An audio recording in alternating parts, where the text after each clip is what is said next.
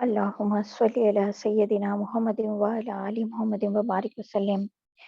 ربي يسر ولا تعسر وتمم لنا بالخير وبك نستعين يا فتاح يا فتاح يا عليم. ربي اشرح لي صدري ويسر لي أمري واحلل عقدة من لساني يفقهوا قولي. ربي زدني علما ربي زدني علما ربي زدني علما. نحمده ونصلي على رسوله الكريم أما بعد. أعوذ بالله من الشيطان الرجيم. بسم الله الرحمن الرحيم. سبحانك لا علم لنا إلا ما علمتنا إنك أنت العليم الحكيم. السلام علیکم ورحمۃ اللہ وبرکاتہ.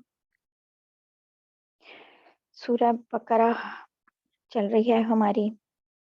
ایک ایک آیت اس بات کی گواہ ہے کہ یہ کیسے قرآن پاک ایک معجزہ ہے، اس لیے کہ جو باتیں اللہ تعالیٰ اس میں بتا رہے ہیں کسی بھی انسان کے بس کی نہیں ہے. آیت نمبر 111 سے ہم شروع کر رہے ہیں. بسم اللہ الرحمن الرحیم. وَقَالُوا لَن يَدْخُلَ الْجَنَّةَ إِلَّا مَنْ كَانَ هُودًا أَوْ نَصَارَىٰ تِلْكَ أَمَانِيُّهُمْ. اور یہ یہودی اور عیسائی جو کہتے ہیں کہ جنت میں سوائے یہودیوں یا عیسائیوں کے کوئی بھی ہرگز داخل نہیں ہوگا. اب کیوں وہ کہہ رہے ہیں؟ کیونکہ وہ پہلے ہی کہتے تھے کہ یہودی کہتے تھے کہ صرف یہودی جنت میں رہیں گے اور عیسائی کہتے تھے کہ صرف عیسائی جنت میں رہیں گے. اور پہلے بھی آ گیا یہ مضمون کہ اللہ تعالیٰ نے ان سے کہا کہ آپ نے کیا کوئی ان سے ایگریمنٹ کیا ہوا ہے اللہ تعالیٰ سے؟ تو دکھاؤ وہ کہاں ہے. اور اللہ تعالیٰ کیا کہتے ہیں؟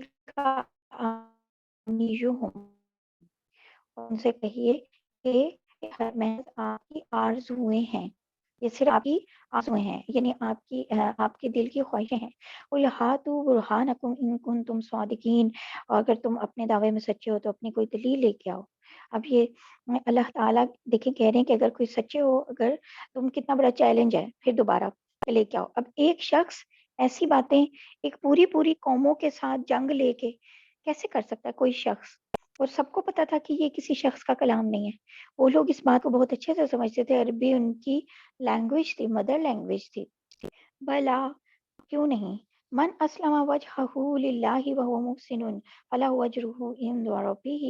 کیوں نہیں، یہ جو شخص بھی اپنا رخ اللہ کے آگے جھکا دے، اپنا چہرہ، اپنا رخ کا مطلب یہ اور بھی بڑے اس میں اسپیکٹرم میں آتا ہے کہ صرف چہرہ نہیں، وجہ کی بات ہو رہی ہے یہاں پہ. چہرہ مطلب پورے کا پورا ہی اللہ کے آگے جھک جائے.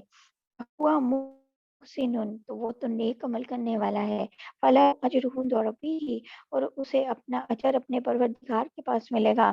ولا خوف علیہم ولا هم یحزنون، اور ایسے لوگوں کو نہ کوئی خوف ہوگا نہ وہ غمگین ہوں گے. یعنی کہ جو بھی اللہ تعالیٰ کے آگے پورے کا پورا جھک جائے، یعنی اس نے اللہ کے سارے احکامات کو مان لیا، تو اب اس کو نہ کوئی خوف ہے، نہ کوئی غم ہے، نہ دنیا کا کوئی خوف ہے، نہ کوئی یہ آخرت کا غم ہے. انسان کو ساری زندگی میں سب سے زیادہ جو چیزیں اس کے ساتھ لگی رہتی ہیں نا، وہ دو ہی ہیں. یا اسے غم ہوتا ہے کسی چیز کا، دکھ ہوتا ہے کسی بات پہ، یا پھر اسے کسی سے خوف ہوتا ہے. تیسری کوئی بھی بات نہیں ہے، باقی تو اس کی مرضی کے کام ہے سارے. تو اللہ تعالیٰ کہہ رہے ہیں یہ دونوں چیزوں سے وہ بچ جائے گا. وقالت الیہود لیست النصارى علی شیء وقالت النصارى لیست الیہود علی شیء. اور یہودی کیا کہتے ہیں کہ عیسائیوں کے مذہب کی تو کوئی بنیاد ہی نہیں ہے، اور عیسائی کیا کہتے ہیں کہ یہودیوں کے مذہب کی کوئی بنیاد نہیں ہے. وَهُمْ يَتْلُونَ الْكِتَابَ، حالانکہ یہ سب تو آسمانی کتاب پڑھتے ہیں. یعنی کہ اس یہودی بھی، ان کے پاس بھی تورات موجود ہے، عیسائیوں کے پاس بھی انجیل موجود ہے. آسمانی کتابیں پڑھ رہے ہیں، جو کتابیں ان کو اللہ تعالیٰ نے دی ہوئی ہیں. اور دونوں کہہ رہے ہیں ایک دوسرے کو کہ دونوں کے مذہب کی کوئی اصل نہیں ہے. اور اسلام کیا کہتا ہے کہ دونوں کتابیں حق ہیں، اللہ تعالیٰ نے اتاری ہیں، ان دونوں مذہبوں کی اصل ہے. اور وہ کیا ہے؟ اللہ تعالیٰ نے یہ دونوں مذہب اتارے ہیں. اللہ تعالیٰ نے ان کو نئی شریعتیں دے کے بھیجا وہاں پر انبیاء کو. کذالک قول الذین لا یعلمون مثل قولہم، اور انہوں نے بھی ان اہل کتاب جیسی باتیں کہنی شروع کر دی ہیں. یعنی اسی طرح وہ مشرکین ہیں جن کے پاس کوئی آسمانی علم سرے سے ہے ہی نہیں، اور پھر بھی انہوں نے ان اہل کتاب جیسی باتیں کہنی شروع کر دی ہیں. یعنی ان دونوں کے پاس تو چلو پھر بھی کوئی کتاب ہے، ٹھیک ہے، ان کے پاس تورات ہے، اس کے پاس انجیل ہے، انہیں وہ اس بات پہ فخر کرتے ہیں کہ ہمارے پاس کوئی شریعت ہے. اور ہمیں اللہ تعالیٰ نے کوئی کتاب اتاری تھی، ٹھیک ہے، وہ تو خود کو ایک کوئی مذہب ہے، اس کی کوئی بنیاد ہے۔ تو یہ جو وہ لوگ ہیں جو مشرک ہیں، ان کے پاس تو کوئی آسمانی علم ہے ہی نہیں سرے سے، اور پھر بھی یہ ان کے جیسی باتیں کرتے ہیں، یعنی وہ سب کو ہی کہتے ہیں کہ آپ کے مذہب کا کوئی بنیاد نہیں ہے۔ فاللہ، چنانچہ اللہ تعالیٰ یحکم بینہم، ان قیامت کے دن، یوم القیامت، یوم قیامت کے دن ان کے درمیان فیصلہ کر دے گا، فیما کانوا فیہ یختلفون، جن میں یہ اختلاف کرتے رہے ہیں۔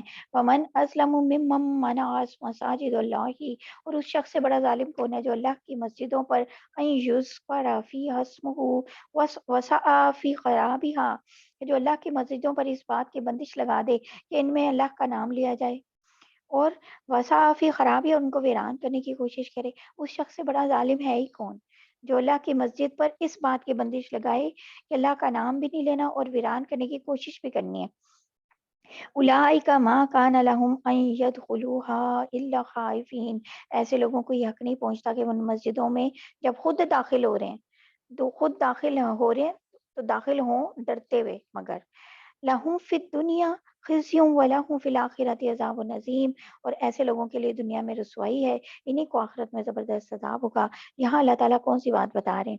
کون سے لوگ ہیں کہ جن کے بارے میں یہ ہے، جیسے اوپر انہوں نے یہودیوں اور کرسچنس کی بات چل رہی ہے، تو بتا رہے ہیں کہ یہودی اور نصارہ اور مشرکین تینوں کی بات ہو رہی ہے۔ یہ تین گروپ ہیں، یہ تینوں گروپ کسی نہ کسی زمانے میں، کسی نہ کسی شکل میں اللہ تعالیٰ کی عبادت گاہوں کی بے حرمتی کرتے رہے ہیں۔ عیسائیوں نے شاہ تیتوس کے زمانے میں بھی بیت المقدس پہ حملہ کر کے اس پہ اٹیک کر کے اس کو تباہ برباد کیا۔ ابرہا نے جو کرسچن تھا، بادشاہ تھا ابرہا، اور ہمیں پتہ ہے بیت اللہ پہ حملہ کر کے اسے ویران کرنے کی کوشش کی، اسی لیے کہ بھئی اس کا بنایا ہوا بیت اللہ، وہ جو اس نے بنایا ایک گھر، اس کو بیت اللہ مان لے لوگ، اس لیے وہ کرسچن تھا۔ پھر مشرکین مکہ ہے، وہ مسلمانوں کو مسجد حرام میں نماز پڑھنے سے روکتے ہیں، کیونکہ وہ نبی پاک صلی اللہ علیہ وسلم بھی نماز پڑھے ہوتے تھے تو وہ ان کی گردن پہ اوجری رکھ دیتے تھے اور ہنستے تھے، اور جو باقی لوگ جو کمزور مسلمان تھے ان کو تو شدید اذیتیں دیتے تھے، تکلیفیں پہنچاتے تھے۔ تو اس طرح یعنی کہ یہ تینوں لوگ جو اپنے آپ کو کیسی باتیں کر رہے ہیں، ان سے بڑا ظالم کون ہے جو اللہ کی عبادت گاہوں میں، اس کی مسجدوں پہ پابندی لگاتے ہیں کہ اللہ کا نام نہیں لینا، ان کو ویران کرنے کی کوشش کرتے ہیں۔ تو ایسے لوگوں کو کوئی حق نہیں پہنچتا کہ وہ ان مسجدوں میں داخل ہوں، لیکن اگر وہ ان مسجدوں میں داخل ہو رہے ہیں تو ڈرتے ہوئے داخل ہوں، یعنی کہ ہر ایک کا دعویٰ کیا ہے کہ تنہا وہی جنت کا حقدار ہے، اور حالت یہ ہے کہ اللہ کی عبادت میں رکاوٹ ڈالتے ہیں، عبادت گاہوں کو ویران کرتے ہیں۔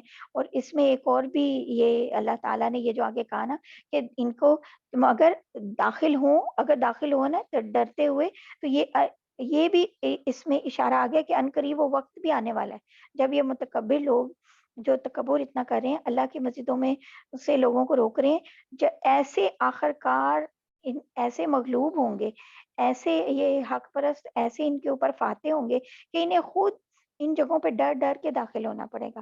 تو یہ فتح مکہ کی ایک مطلب یہاں پریڈکشن بھی ہو رہی ہے ایک طرح سے۔ وَلِلَّهِ الْمَشْرِقُ وَالْمَغْرِبُ، اور مشرق اور مغرب سب اللہ تعالیٰ کے لیے ہی ہیں۔ فَأَيْنَمَا تُوَلُّوا فَثَمَّ وَجْهُ اللَّهِ، اور لہٰذا جس طرف بھی تم رخ کرو گے وہیں اللہ کا رخ ہے۔ ان اللہ واسع علیم، بے شک اللہ تعالیٰ بہت وسعت والے، بڑے علم رکھنے والے ہیں۔ یہاں سے ایک بہت خاص بات شروع ہو رہی ہے، اوپر جن تین گروپس کا یہ ابھی ہم نے ذکر کیا ہے، یہود، نصارہ، مشرکین، ان کے درمیان ایک بڑا اختلاف قبلے کا تھا۔ تو اہل کتاب جو ہیں وہ بیت المقدس کی طرف رخ کرتے تھے، یعنی کرسچنس بھی اور یہودی بھی بیت المقدس کو اپنا قبلہ مانتے تھے۔ مشرکین بیت اللہ کو قبلہ سمجھتے تھے، وہاں پہ آپ کو پتہ طواف بھی ہوتا تھا، حج بھی ہوتا تھا، اور مسلمان بھی جو ہے وہ اصل میں کس طرف رخ کر کے نماز پڑھ رہے ہیں؟ بیت المقدس کی طرف ابھی تک۔ اور یہودیوں کو بہت ناگوار ہوتا تھا کہ مشرکین بیت اللہ کو قبلہ سمجھتے ہیں، اور مسلمانوں کے دل میں بھی کون سا قبلہ بسا ہوا ہے؟ بیت اللہ۔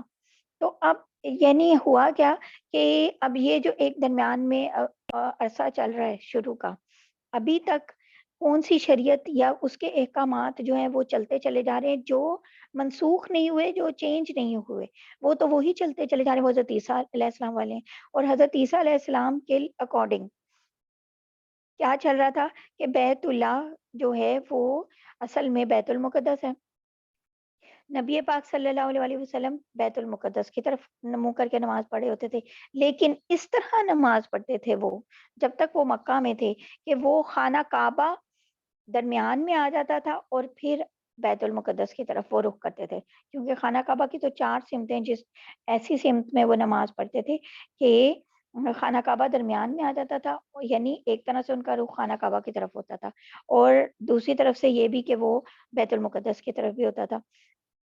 تو اب ہوا کیا کہ یہودی جو تھے وہ اس بات پہ بہت خوش ہوتے تھے کہ دیکھو مسلمان جو ہیں وہ ہماری بات ماننے پہ مجبور ہیں، کیونکہ بیت اللہ جو ہے وہ تو خانہ کعبہ نہیں ہے، بیت اللہ جو ہے وہ کون ہے، وہ بیت المقدس ہے ابھی تک، اور اگلے پارے میں اس کی اور باقی ڈیٹیل بھی آئے گی۔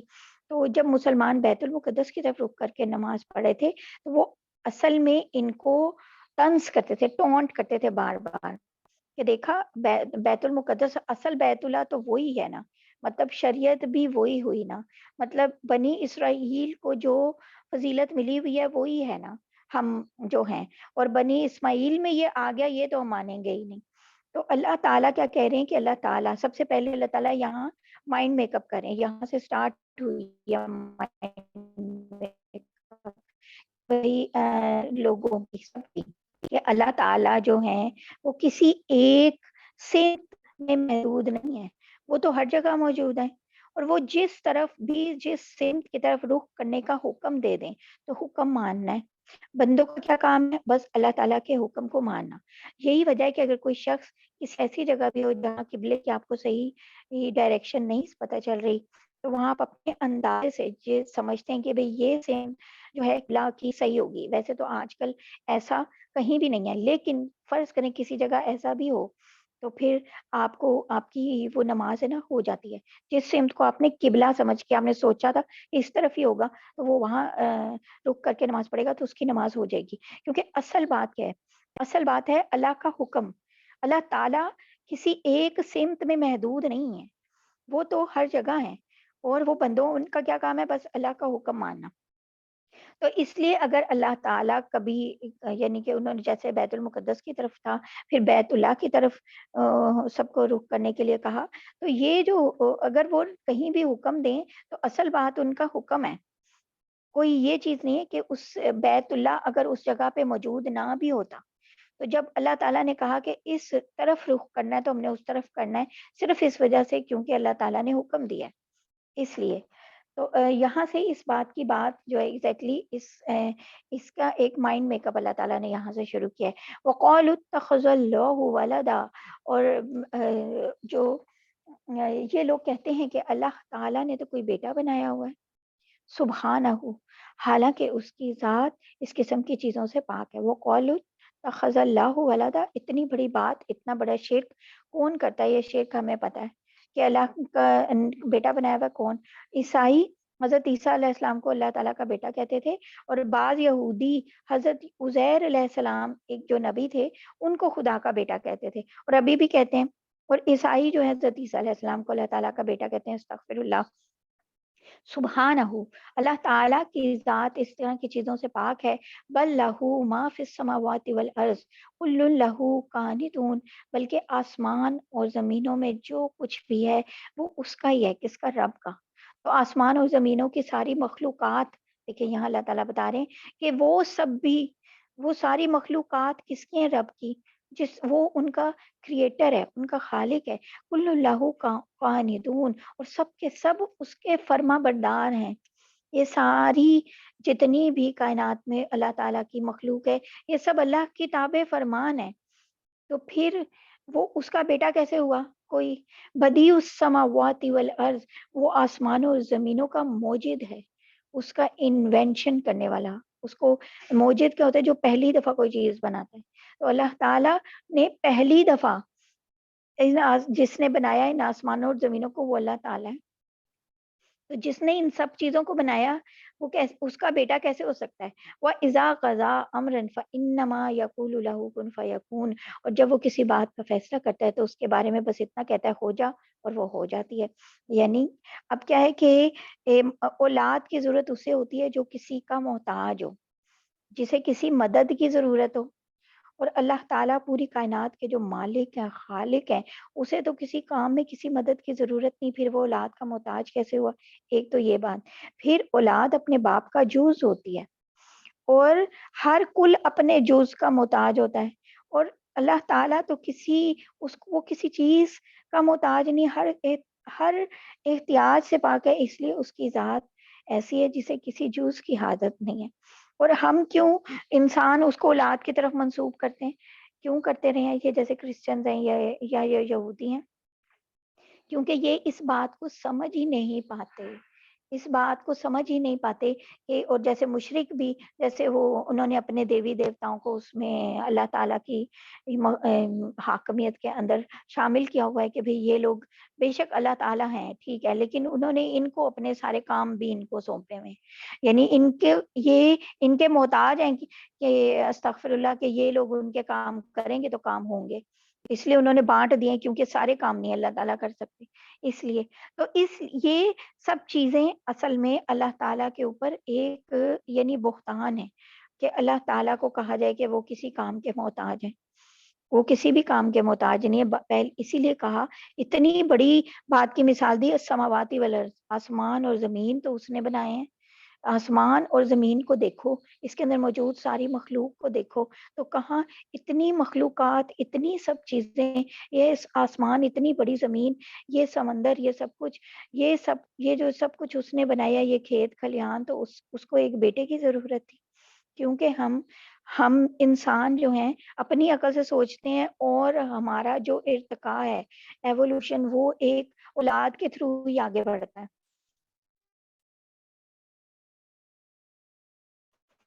نسل بھی اس سے چلتی ہے، تو ہے کہ جس نے ہمیں بنایا ہے وہ بھی شاید ہمارے ہی سسٹم ہے، جبکہ اس کے سامنے دنیا میں کروڑوں طرح کے سسٹم موجود ہیں، جس میں کہیں کوئی مخلوق ہے جو انڈے دیتی ہے، اور کوئی مخلوق ہے جس کے انڈے اور طرح کے ہیں، کوئی مخلوق ہے جو بچے دیتی ہے کسی اور طرح سے، کسی مخلوق کے بچے دینے کا ٹائم فرق ہے، کسی کوئی کئی مہینے کئی سال اپنے انڈوں کو سینچتے ہیں، یا ان کو اپنی ایوولوشن برقرار رکھنے کے لیے کئی زیادہ محنت کرنی پڑتی ہے، اور کتنا کتنا ٹائم لگتا ہے، اور پودے ہیں وہ بیج سے ہی نکلی جا رہے ہیں، تو مطلب یہ، اور پھر کیا ایسا سوچے کوئی کہ بھئی اللہ تعالیٰ تو اس سسٹم کے جیسے ہیں، اس سسٹم کے جیسے ہیں؟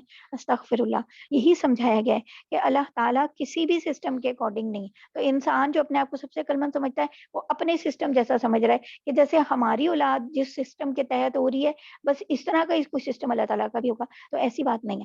اللہ تعالیٰ یہ بتا رہے ہیں، یہ پورا قرآن اللہ کے تعارف میں ہے، توحید میں ہے، اس میں سب سے پہلا ٹاپک ہی توحید ہے، توحید اور اللہ کا انٹرو، تو اللہ تعالیٰ یہاں پر بھی یہی بات بتا رہے ہیں اور انٹرو کرا رہے ہیں کہ وہ تو جب بس کہتا ہے ہو جا تو ہو جاتی ہے، اسے کسی اولاد کی کیا حاجت ہے؟ وقال الذین لا یعلمون لولا یکلمنا اللہ او تأتینا آیا، اور جو لوگ علم نہیں رکھتے وہ کہتے ہیں اللہ ہم سے براہ راست کیوں بات نہیں کرتا، یا ہمارے پاس کوئی نشانی کیوں نہیں آتی؟ فذلک قول الذین من قبلہم مثل قولہم، اور جو لوگ ان سے پہلے گزرے وہ بھی اسی طرح کی باتیں کہتے تھے جیسی یہ کہتے ہیں، یعنی کہ جو یہاں ابھی بھی مشرک علم نہیں رکھتے وہ بھی وہی باتیں کر رہے ہیں، اور جو پہلے آئے تھے وہ بھی یہی باتیں کر رہے ہیں۔ دیکھو انسان کہاں اس نے کوئی ترقی کی ہے، حضرت آدم سے لے کے آج تک کے سارے انبیاء کی، یہاں پہ آگے اللہ تعالیٰ بھی جگہ جگہ ساری باتیں بتائیں گے، اور آپ دیکھیں وہ اور بتا رہے ہیں کیا کہ بھئی کیا ترقی کی تم نے اگر تم وہی باتیں کری جا رہے ہو؟ تشابہت قلوبہم، ان سب کے دل ایک جیسے ہیں، مشابہت رکھتے ہیں، قد بین الآیات لقوم یوقنون، حقیقت یہ ہے کہ جو لوگ یقین کرنا چاہیں ان کے لیے تو ہم نے نشانیاں پہلے ہی واضح کر دی ہیں، انا ارسلناک بالحق بشیر و نذیر ولا تسأل عن اصحاب الجحیم، اور اے پیغمبر بے شک ہم نے تمہیں حق دے کے اس طرح بھیجا کہ تم جنت کی خوشخبری دو، جہنم سے ڈراؤ، اور جو لوگ اپنی مرضی سے جہنم کا راستہ اختیار کر چکے ہیں ان کے بارے میں آپ سے کوئی بحث پوچھ نہیں ہوگی۔ یعنی نبی صلی اللہ علیہ وسلم کو تسلی دی جا رہی ہے کہ ٹھیک کوئی بات نہیں، اگر یہ لوگ اس طرح کی باتیں کر رہے ہیں تو کوئی مسئلہ نہیں، یہ تو ان کو آپ سے کوئی بات پوچھ نہیں ہے، آپ کا کام صرف پہنچانا ہے۔ وَلَن تَرْضَىٰ عَنْكَ الْيَهُودُ وَلَا النَّصَارَىٰ حَتَّىٰ تَتَّبِعَ مِلَّتَهُمْ، اور یہود و نصارہ تم سے اس وقت تک ہرگز راضی نہیں ہوں گے جب تک تم ان کے مذہب کی پیروی نہیں کرو گے۔ ہمارے لیے بھی یہی بات ہے، جب تک ہم ان کے مذہب کی پیروی نہیں کریں گے وہ ہمارے لیے ہم سے راضی نہیں ہوں گے، ہم انہیں راضی کر ہی نہیں سکتے۔ اللہ تعالیٰ بتا رہے ہیں، اور وہ قریش مکہ کو بھی بتا رہے ہیں کہ آپ سے بھی کبھی راضی نہیں ہوں گے۔ قل ان ھدی اللہ ھو الھدی، کہہ دو کہ حقیقی ہدایت تو اللہ کی ہدایت ہے۔ وَلَئِنِ اتَّبَعْتَ أَهْوَاءَهُمْ بَعْدَ الَّذِي جَاءَكَ مِنَ الْعِلْمِ، اور تمہارے پاس وحی کے ذریعے جو علم آ گیا ہے، اگر کہیں تم نے اس کے بعد بھی ان لوگوں کی خواہشات کی پیروی کر لی تو پھر تمہیں اللہ سے بچانے کے لیے نہ کوئی حمایتی ملے گا، نہ کوئی مددگار۔ مَا لَكَ مِنَ اللَّهِ مِن وَلِيٍّ وَلَا نَصِيرٍ، اور نہیں ہے تمہیں اللہ سے بچانے کے لیے کوئی حمایتی، نہ کوئی نہ مددگار۔ اور اب نبی صلی اللہ علیہ وسلم سے یہ بات ہو رہی ہے، اور جو ناقابل تصور تھی، نبی صلی اللہ علیہ وسلم سے یہ بات تو ناقابل تصور ہے نا، اور کیا آپ کافروں کی خواہشات کے پیچھے چلیں گے؟ لیکن پھر بھی اللہ تعالیٰ نے یہاں ایک اصول بنا دیا، ایک رول بتا دیا، ایک پرنسپل بتا دیا کہ اللہ کے نزدیک شخصیات کی، لوگوں کی اہمیت ان کی ذات کی وجہ سے نہیں ہے، اللہ کی اطاعت کی وجہ سے، نبی پاک صلی اللہ علیہ وسلم کی ذات کی وجہ سے نہیں۔ نبی صلی اللہ علیہ وسلم ساری مخلوقات میں سب سے افضل اس بنا پر ہیں کہ اللہ کے سب سے زیادہ فرما بردار ہیں، تو اللہ کی فرما برداری سب سے امپورٹنٹ ہے۔ اور دوسری بات یہ بھی کہ آپ کے لیے، ہمارے لیے دیکھیں کہ اگر جو تمہارے پاس وحی کے ذریعے علم آ گیا، اگر اس کے بعد بھی ہمارے پاس جو وحی کے ذریعے علم آ گیا، اگر ہم نے اس کے بعد بھی ان لوگوں کی خواہشات کی پیروی کی تو پھر اللہ سے بچانے کے لیے کون آئے گا؟ نہ کوئی مددگار ہے، نہ کوئی ہے۔ الذین آتیناہم الکتاب یتلونہ حق تلاوتہ اولئک یؤمنون بہ، اور جن لوگوں کو اپنی کتاب دی جبکہ وہ اس کی تلاوت اس طرح کرتے ہوں جیسے اس کی تلاوت کا حق ہے، تو اولئک یؤمنون بہ، تو وہ لوگ ادھر حقیقت اس پہ ایمان رکھتے ہیں۔ یعنی بنی اسرائیل میں جہاں سرکش لوگ ہیں وہاں مخلص بھی تھے، انہوں نے تورات اور انجیل کو صرف پڑھا ہی نہیں بلکہ اس کے تقاضوں پہ عمل کیا، حق کو سمجھا، قبول کیا، نبی صلی اللہ علیہ وسلم کی جب دعوت پہنچی تو اسے بھی قبول کیا، یعنی اس چیز کو بھی قبول کیا۔ وَمَن يَكْفُرْ بِهِ فَأُولَٰئِكَ هُمُ الْخَاسِرُونَ، اور جو اس کا انکار کرتے ہیں تو ایسے لوگ ہی نقصان اٹھانے والے ہیں۔ یا بنی اسرائیل اذکروا نعمتی التی انعمت علیکم، اے بنی اسرائیل میری وہ نعمت یاد کرو جو میں نے تم کو عطا کی تھی۔ اب ایک اور نعمت اللہ تعالیٰ یاد کرا رہے ہیں، پیچھے کتنی نعمتیں یاد کرائی ہیں، یہ بات یاد کرو کیا کون سی والی کہ وَإِنِّي فَضَّلْتُكُمْ عَلَى الْعَالَمِينَ، کہ میں نے تو تمہیں سارے جہانوں پہ فضیلت دی تھی، اور ہم پہلے بھی اللہ تعالیٰ نے یہ بات کہی، یعنی انبیاء بھی تمہارے اندر سے آئے اتنے زیادہ، یعنی روحانی طور پہ بھی اور فائنینشلی بھی، بادشاہ بھی کتنے زیادہ، جو اتنے بادشاہ تھے جو نبی تھے بنی اسرائیل کے۔ وَاتَّقُوا يَوْمًا لَا تَجْزِي نَفْسٌ عَن نَفْسٍ شَيْئًا وَلَا يُقْبَلُ مِنْهَا عَدْلٌ وَلَا تَنفَعُهَا شَفَاعَةٌ وَلَا هُمْ يُنصَرُونَ، اور اس دن سے ڈرو جس دن کوئی شخص بھی کسی کے کچھ کام نہیں آئے گا، یعنی قیامت والے دن نہ کسی سے کسی قسم کا فدیہ قبول کیا جائے گا، نہ اس کو کوئی سفارش فائدہ دے گی، نہ ان کو کوئی مدد پہنچے گی۔ بنی اسرائیل پر اللہ تعالیٰ کی نعمت اور ان کے مقابلے میں بنی اسرائیل کی نافرمانیوں کا ذکر چلتا چلا جا رہا تھا، تو اب ان سارے واقعات کو اچھے سے یاد دلایا ہے، اور پھر وہی بات کہی ہے کہ بھائی اور ہمارے لیے بھی کیا کہا، اس دن سے ڈر جاؤ جس دن کوئی شخص کسی کے کام نہیں آئے گا۔ بار بار کہا کہ کوئی جان کسی جان کے کام نہیں آئے گی، نہ ہی اپنے کوئی پیرنٹس کام آئیں گے، نہ اپنی اولاد کام آئے گی، نہ کوئی آپ نے کوئی جو اپنے بڑے پیر صاحب یہ وہ پکڑے ہوئے وہ کام آئیں گے، کوئی بھی نہیں آئے گا۔ پورا قرآن بار بار کہہ رہا ہے، پہلے بھی یہ آیت آئی پھر آئی کہ نہیں آئے گا، کوئی جان کسی جان کے کام نہیں آئے گی، کوئی شخص کسی کے کچھ کام نہیں آئے گا، کسی سے کوئی فدیہ بھی قبول نہیں کیا جائے گا، کوئی سفارش بھی فائدہ نہیں دے گی، اور نہ ہی کوئی مدد پہنچے گی۔ وَإِذِ ابْتَلَىٰ إِبْرَاهِيمَ رَبُّهُ بِكَلِمَاتٍ فَأَتَمَّهُنَّ، اور انہوں نے وہ ساری باتیں پوری کی اللہ نے ان سے کہا قال انی جاعلک للناس اماما، میں تو تمہیں تمام انسانوں کا پیشوا بنانے والا ہوں۔ کن سے بات ہو رہی ہے؟ اللہ تعالیٰ نے کن سے کہا؟ ابراہیم سے۔ وَإِذِ ابْتَلَىٰ إِبْرَاهِيمَ، اور اللہ تعالیٰ نے حضرت ابراہیم علیہ السلام کون سے حضرت ابراہیم علیہ السلام؟ اب یہاں سے حضرت ابراہیم علیہ السلام کی بات شروع ہو رہی ہے۔ یہ وہ ہیں، اس بات کا بہت گہرا تعلق ہے، یہودی، عیسائی اور مشرکین تینوں کے گروہ کی بات چل رہی ہے، اور تینوں ہی حضرت ابراہیم علیہ السلام کو اپنا بڑا مانتے ہیں اور اپنی اصل وہاں سے جوڑتے ہیں حضرت ابراہیم سے، یہودی بھی، کرسچنز بھی اور عرب کے بت پرست بھی۔ چلیں جی، نماز شروع ہو گئی ہے، تو اذان شروع ہو گئی ہے، اذان کے بعد ہم دوبارہ شروع کرتے ہیں، سن لیں اس کو۔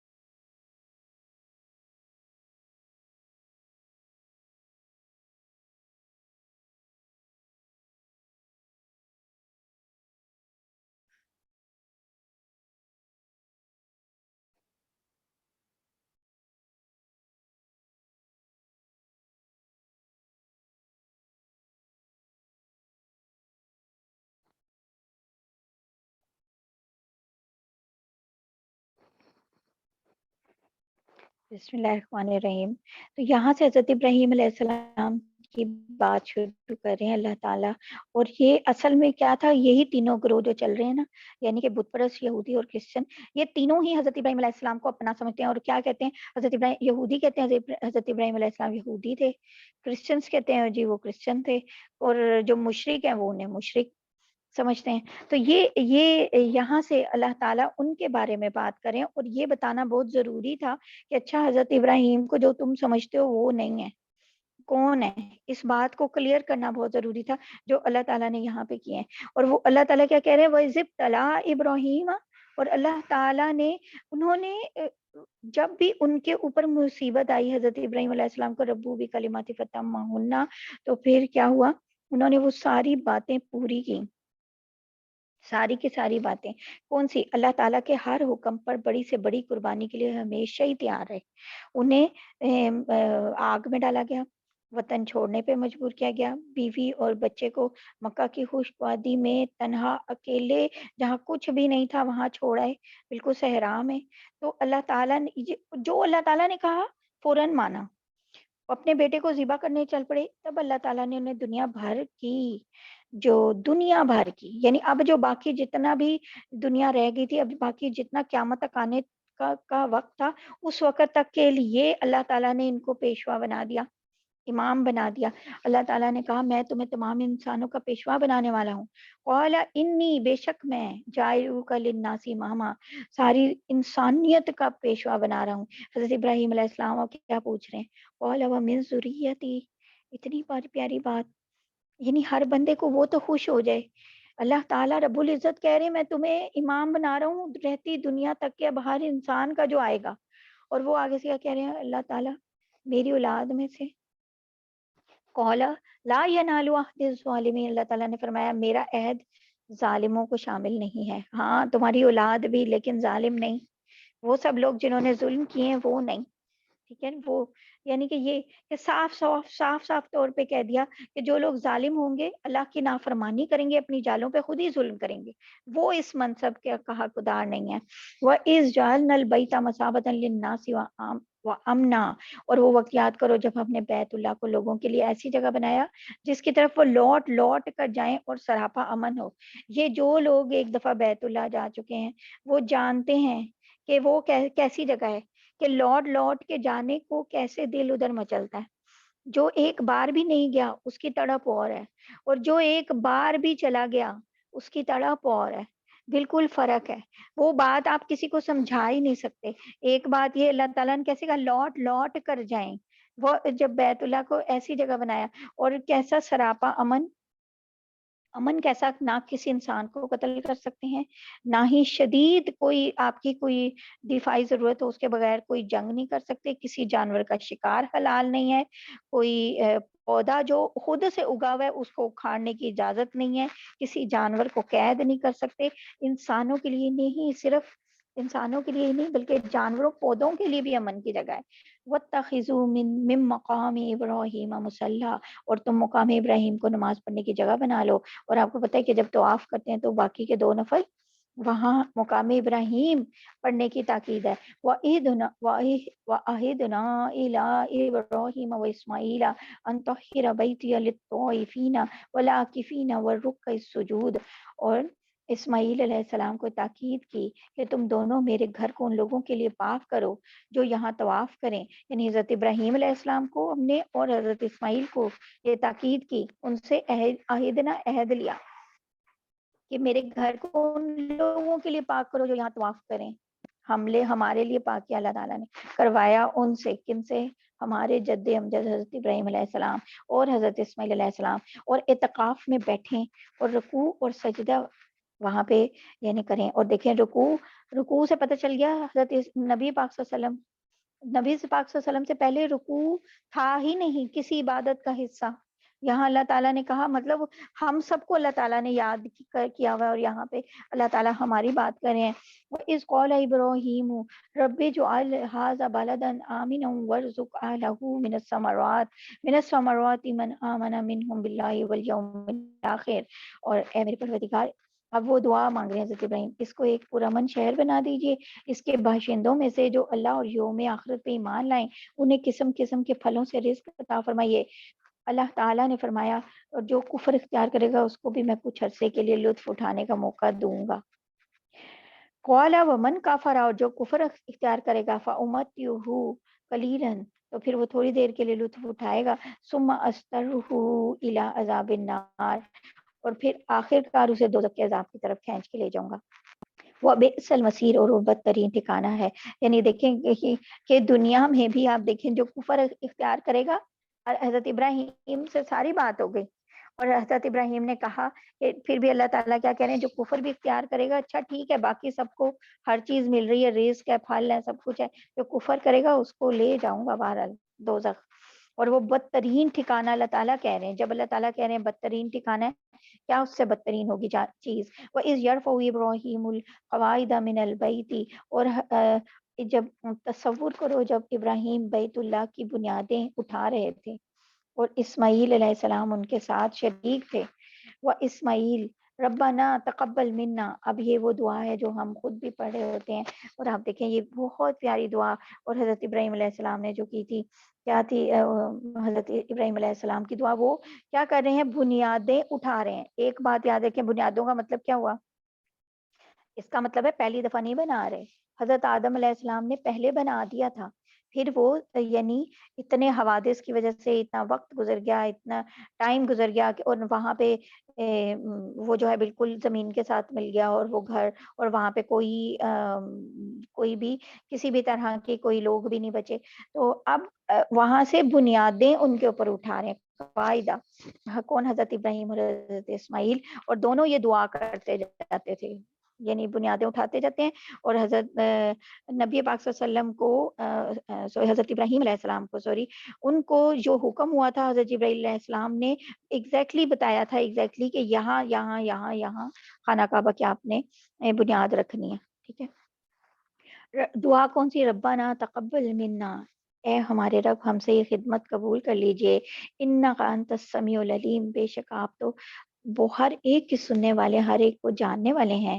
ربنا وجعلنا مسلمین لک، اور اے ہمارے پروردگار ہم دونوں کو اپنا مکمل فرما بردار مسلمین بنا لے. دیکھیں کون ہے حضرت ابراہیم حضرت اسماعیل سے زیادہ فرما بردار، پھر بھی کیا دعا مانگ رہے ہیں. وَمِن ذُرِّيَّتِنَا، اور ہماری نسل میں سے بھی امتم مسلمۃ لک، ایسی امت پیدا کر جو تیری پوری تابع دار ہو. وَأَرِنَا مَنَاسِكَنَا وَتُبْ عَلَيْنَا، اور ہم کو ہماری عبادتوں کے طریقے سکھا دیجئے. وَتُبْ عَلَيْنَا، اور ہماری توبہ قبول فرمائیے. اِنَّكَ أَنْتَ التَّوَّابُ الرَّحِيمُ، بے شک آپ تو بہت ہی معاف کرنے والی بڑی رحمت کے مالک ہیں. اور کبھی جب ہم ڈیٹیل میں انشاءاللہ اس کو پڑھیں گے تو آپ کو اور ڈیٹیل میں بتاؤں گی. لیکن دعا بہت پیاری ہے. اور اتنی سی بات دیکھ لیں کہ انبیاء ہیں دونوں، کچھ اللہ تعالیٰ کے انتہائی فرما بردار. اللہ تعالیٰ نے پہلے ان کی یہی تعریفوں میں بتائی کہ انتہائی فرما بردار. ٹھیک ہے. اور جو حکم دیا سارے قبول انہوں نے مانے. اور اس وجہ سے اللہ تعالیٰ نے دنیا میں رہتی دنیا تک قیامت تک آنے والے سارے ان کے تابع کر دیے. سارے کہا کہ آپ کی سب ہدایت یافتہ اب آپ کی نسل سے آئیں گے. ٹھیک ہے. یہ بھی بتا دیا. سب کے امام بھی بنا دیے. ٹھیک ہے. اور پھر وہ کیا کہہ رہے ہیں؟ ہماری توبہ قبول کر دیجیے، ہم سے کوئی غلطی ہو گئی ہے تو معاف کر دیجیے. تو یہ کیا کر رہے ہیں؟ بیت اللہ بنا رہے ہیں. اور ہم کیسی کیسی غلطیاں کرتے ہیں پھر بھی توبہ نہیں کرتے. اور ساتھ انہیں کہہ رہے ہیں کہ آپ تو بڑے ہی توبہ قبول کرنے والے ہیں.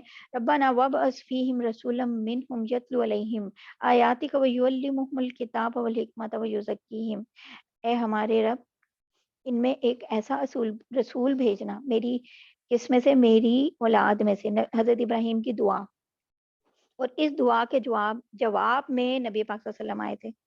جو 4 کام کرے، کیا؟ منہم یتلو علیہم، کہ جو تلاوت کرے آیات کا، آپ کی آیتیں، نبی یعنی کہ قرآن. وہ یعلمہم الکتاب، اور کتاب، اور سکھائے انہیں کتاب آ گئی، اللہ تعالیٰ نے دے دی، اور نبی صلی اللہ علیہ وسلم نے تلاوت بھی کر دی پوری کی پوری. ٹھیک ہے. اور تلاوت کرنے کے بعد بھی کیا اگلی کیا دعا ہے؟ سکھائے انہیں کتاب. صرف یعنی کہ وہ کتاب اتارنی ایز اٹ از خالی کافی نہیں، یعنی کہ یہ قرآن پڑھنے کا ثواب ہے نو ڈاؤٹ. ٹھیک ہے. لیکن اس کو سیکھنا ہے. اللہ تعالیٰ نے یہاں پہ کیا بتایا اس بات سے کہ حضرت ابراہیم کی وہ دعا جو انہوں نے اتنے پرسنل میں کی تھی وہ بھی پوری کوٹ کی، اور بتایا صرف آیتوں کی تلاوت نہیں کرے گا، انہیں کتاب اور حکمت کی تعلیم دے گا. کتاب بھی سکھائے گا، حکمت بھی سکھائے گا. وہ یزکیہم، اور انہیں پاک بھی کرے گا. ٹھیک ہے. یعنی کہ اب بتانا کیا مقصد کیا ہو گیا کہ اب کیسے ایک عاجزی ان کی بتائی کہ کیسی ان کی عاجزی تھی.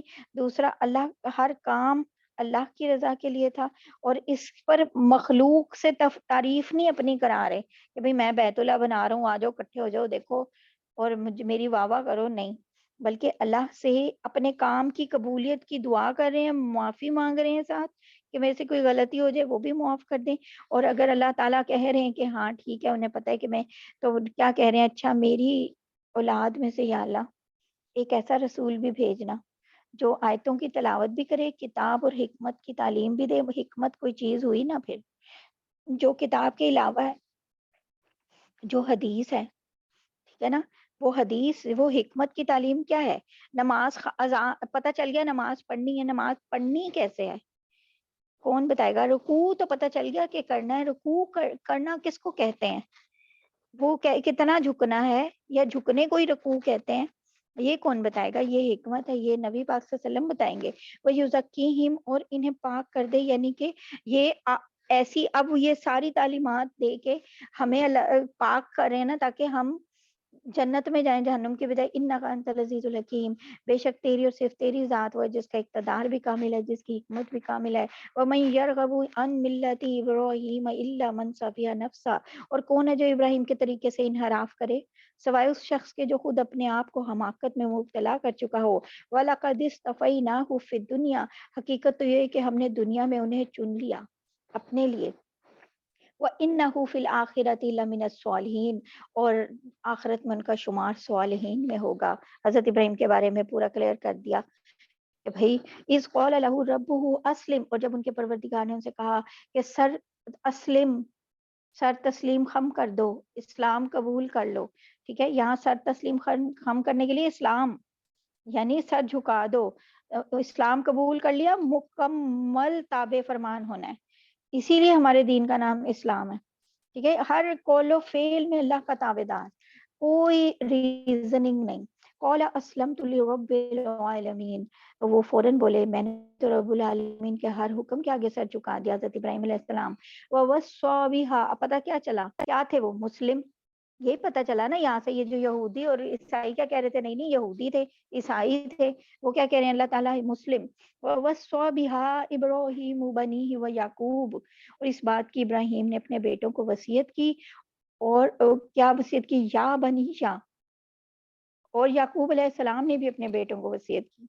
इब्राहीम ने भी अपने बेटों को, और याकूब अलैहिस्सलाम ने भी, जो कि हज़रत इसहाक के बेटे थे, और हज़रत इसहाक हज़रत इब्राहीम के बेटे थे। अपने बेटों को क्या वसीयत की, इन्नल्लाह अस्तफ़ा लकुमुद्दीन फला तमूतुन्ना इल्ला व अंतुम मुस्लिमून, ए मेरे बेटो अल्लाह ने ये दीन तुम्हारे लिए मुंतखब कर लिया, लिहाजा तुम्हें मौत भी आ जाए तो इस हालत में आए कि तुम मुस्लिमून, मुस्लिम हो। अल्लाह ताला बता रहे हैं कि नबी हज़रत इब्राहीम ही नहीं, हज़रत इसहाक भी, और हज़रत याकूब अलैहिस्सलाम जो बनी इसराइल, जहाँ से सब जिनके बाप हैं जो कहते हैं कि भाई हाँ बनी इसराइल यहाँ से शुरू हुई, क्योंकि उनकी उनका नाम था ना, तो वो सब मुसलमान थे। देखो उन्होंने खुद कहा हज़रत याकूब अलैहिस्सलाम ने अपने बेटों को कि तुम मुस्लिम हो। अम कुंतुम शुहदा इज़ हज़र याकूब याकूबल मौत, क्या उस वक़्त तुम खुद मौजूद थे ये जब याकूब की मौत का वक़्त आया था?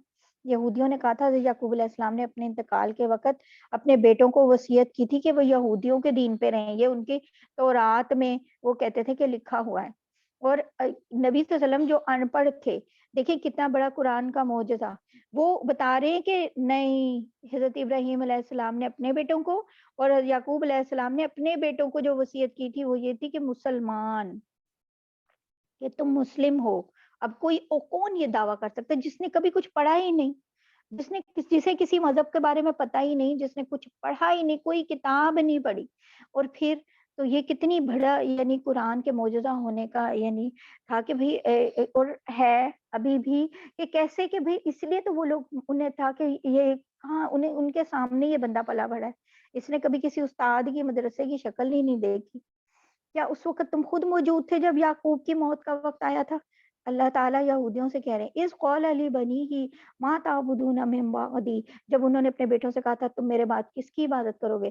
क़ालू नअबुदु इलाहक व इलाहा आबाइक इब्राहीम व इस्माईल व इसहाक इलाहन वाहिद। उन सब ने कहा था हम उसी एक खुदा की इबादत करेंगे जो आपका माबूद है, आपके बाप-दादों का, इब्राहीम, इस्माईल और इसहाक का माबूद है, यानी वसीयत के जवाब में सबने ये बात कही, व नहनु लहू मुस्लिमून, और हम सिर्फ उसी के फरमाबरदार हैं। अब ये बातें अल्लाह ताला के अलावा कौन जानता है? कोई भी नहीं। वो कह रहे हैं ये कोई वहाँ थे, तिलका उम्मतुन कद खलत, और वो एक उम्मत थी जो गुजर गई, लहा मा कसबत वलकुम मा कसबतुम, और जो कुछ उन्होंने कमाया वो उनका है, और जो कुछ तुमने कमाया वो तुम्हारा है। वला तुसअलूना अम्मा कानू यामलून, और तुमसे ये नहीं पूछा जाएगा कि वो क्या अमल करते थे। यानी कि अब जो कह रहे हो कि उन्होंने वसीयत की थी, जबकि तुम्हें तो पता है और तौरात में ये हो ही नहीं सकता कि ये लिखा हो कि उन्होंने ये वसीयत की थी कि यहूदी रहना। यहूदी तो वो थे ही नहीं, वो खुद ही नहीं थे। वक़ालू कूनू हुदन औ नसारा तहतदू, और ये यहूदी और ईसाई मुसलमानों से कहते हैं कि तुम यहूदी या ईसाई हो जाओ, तहतदू, ताकि फिर तुम हिदायत पे आ जाओगे।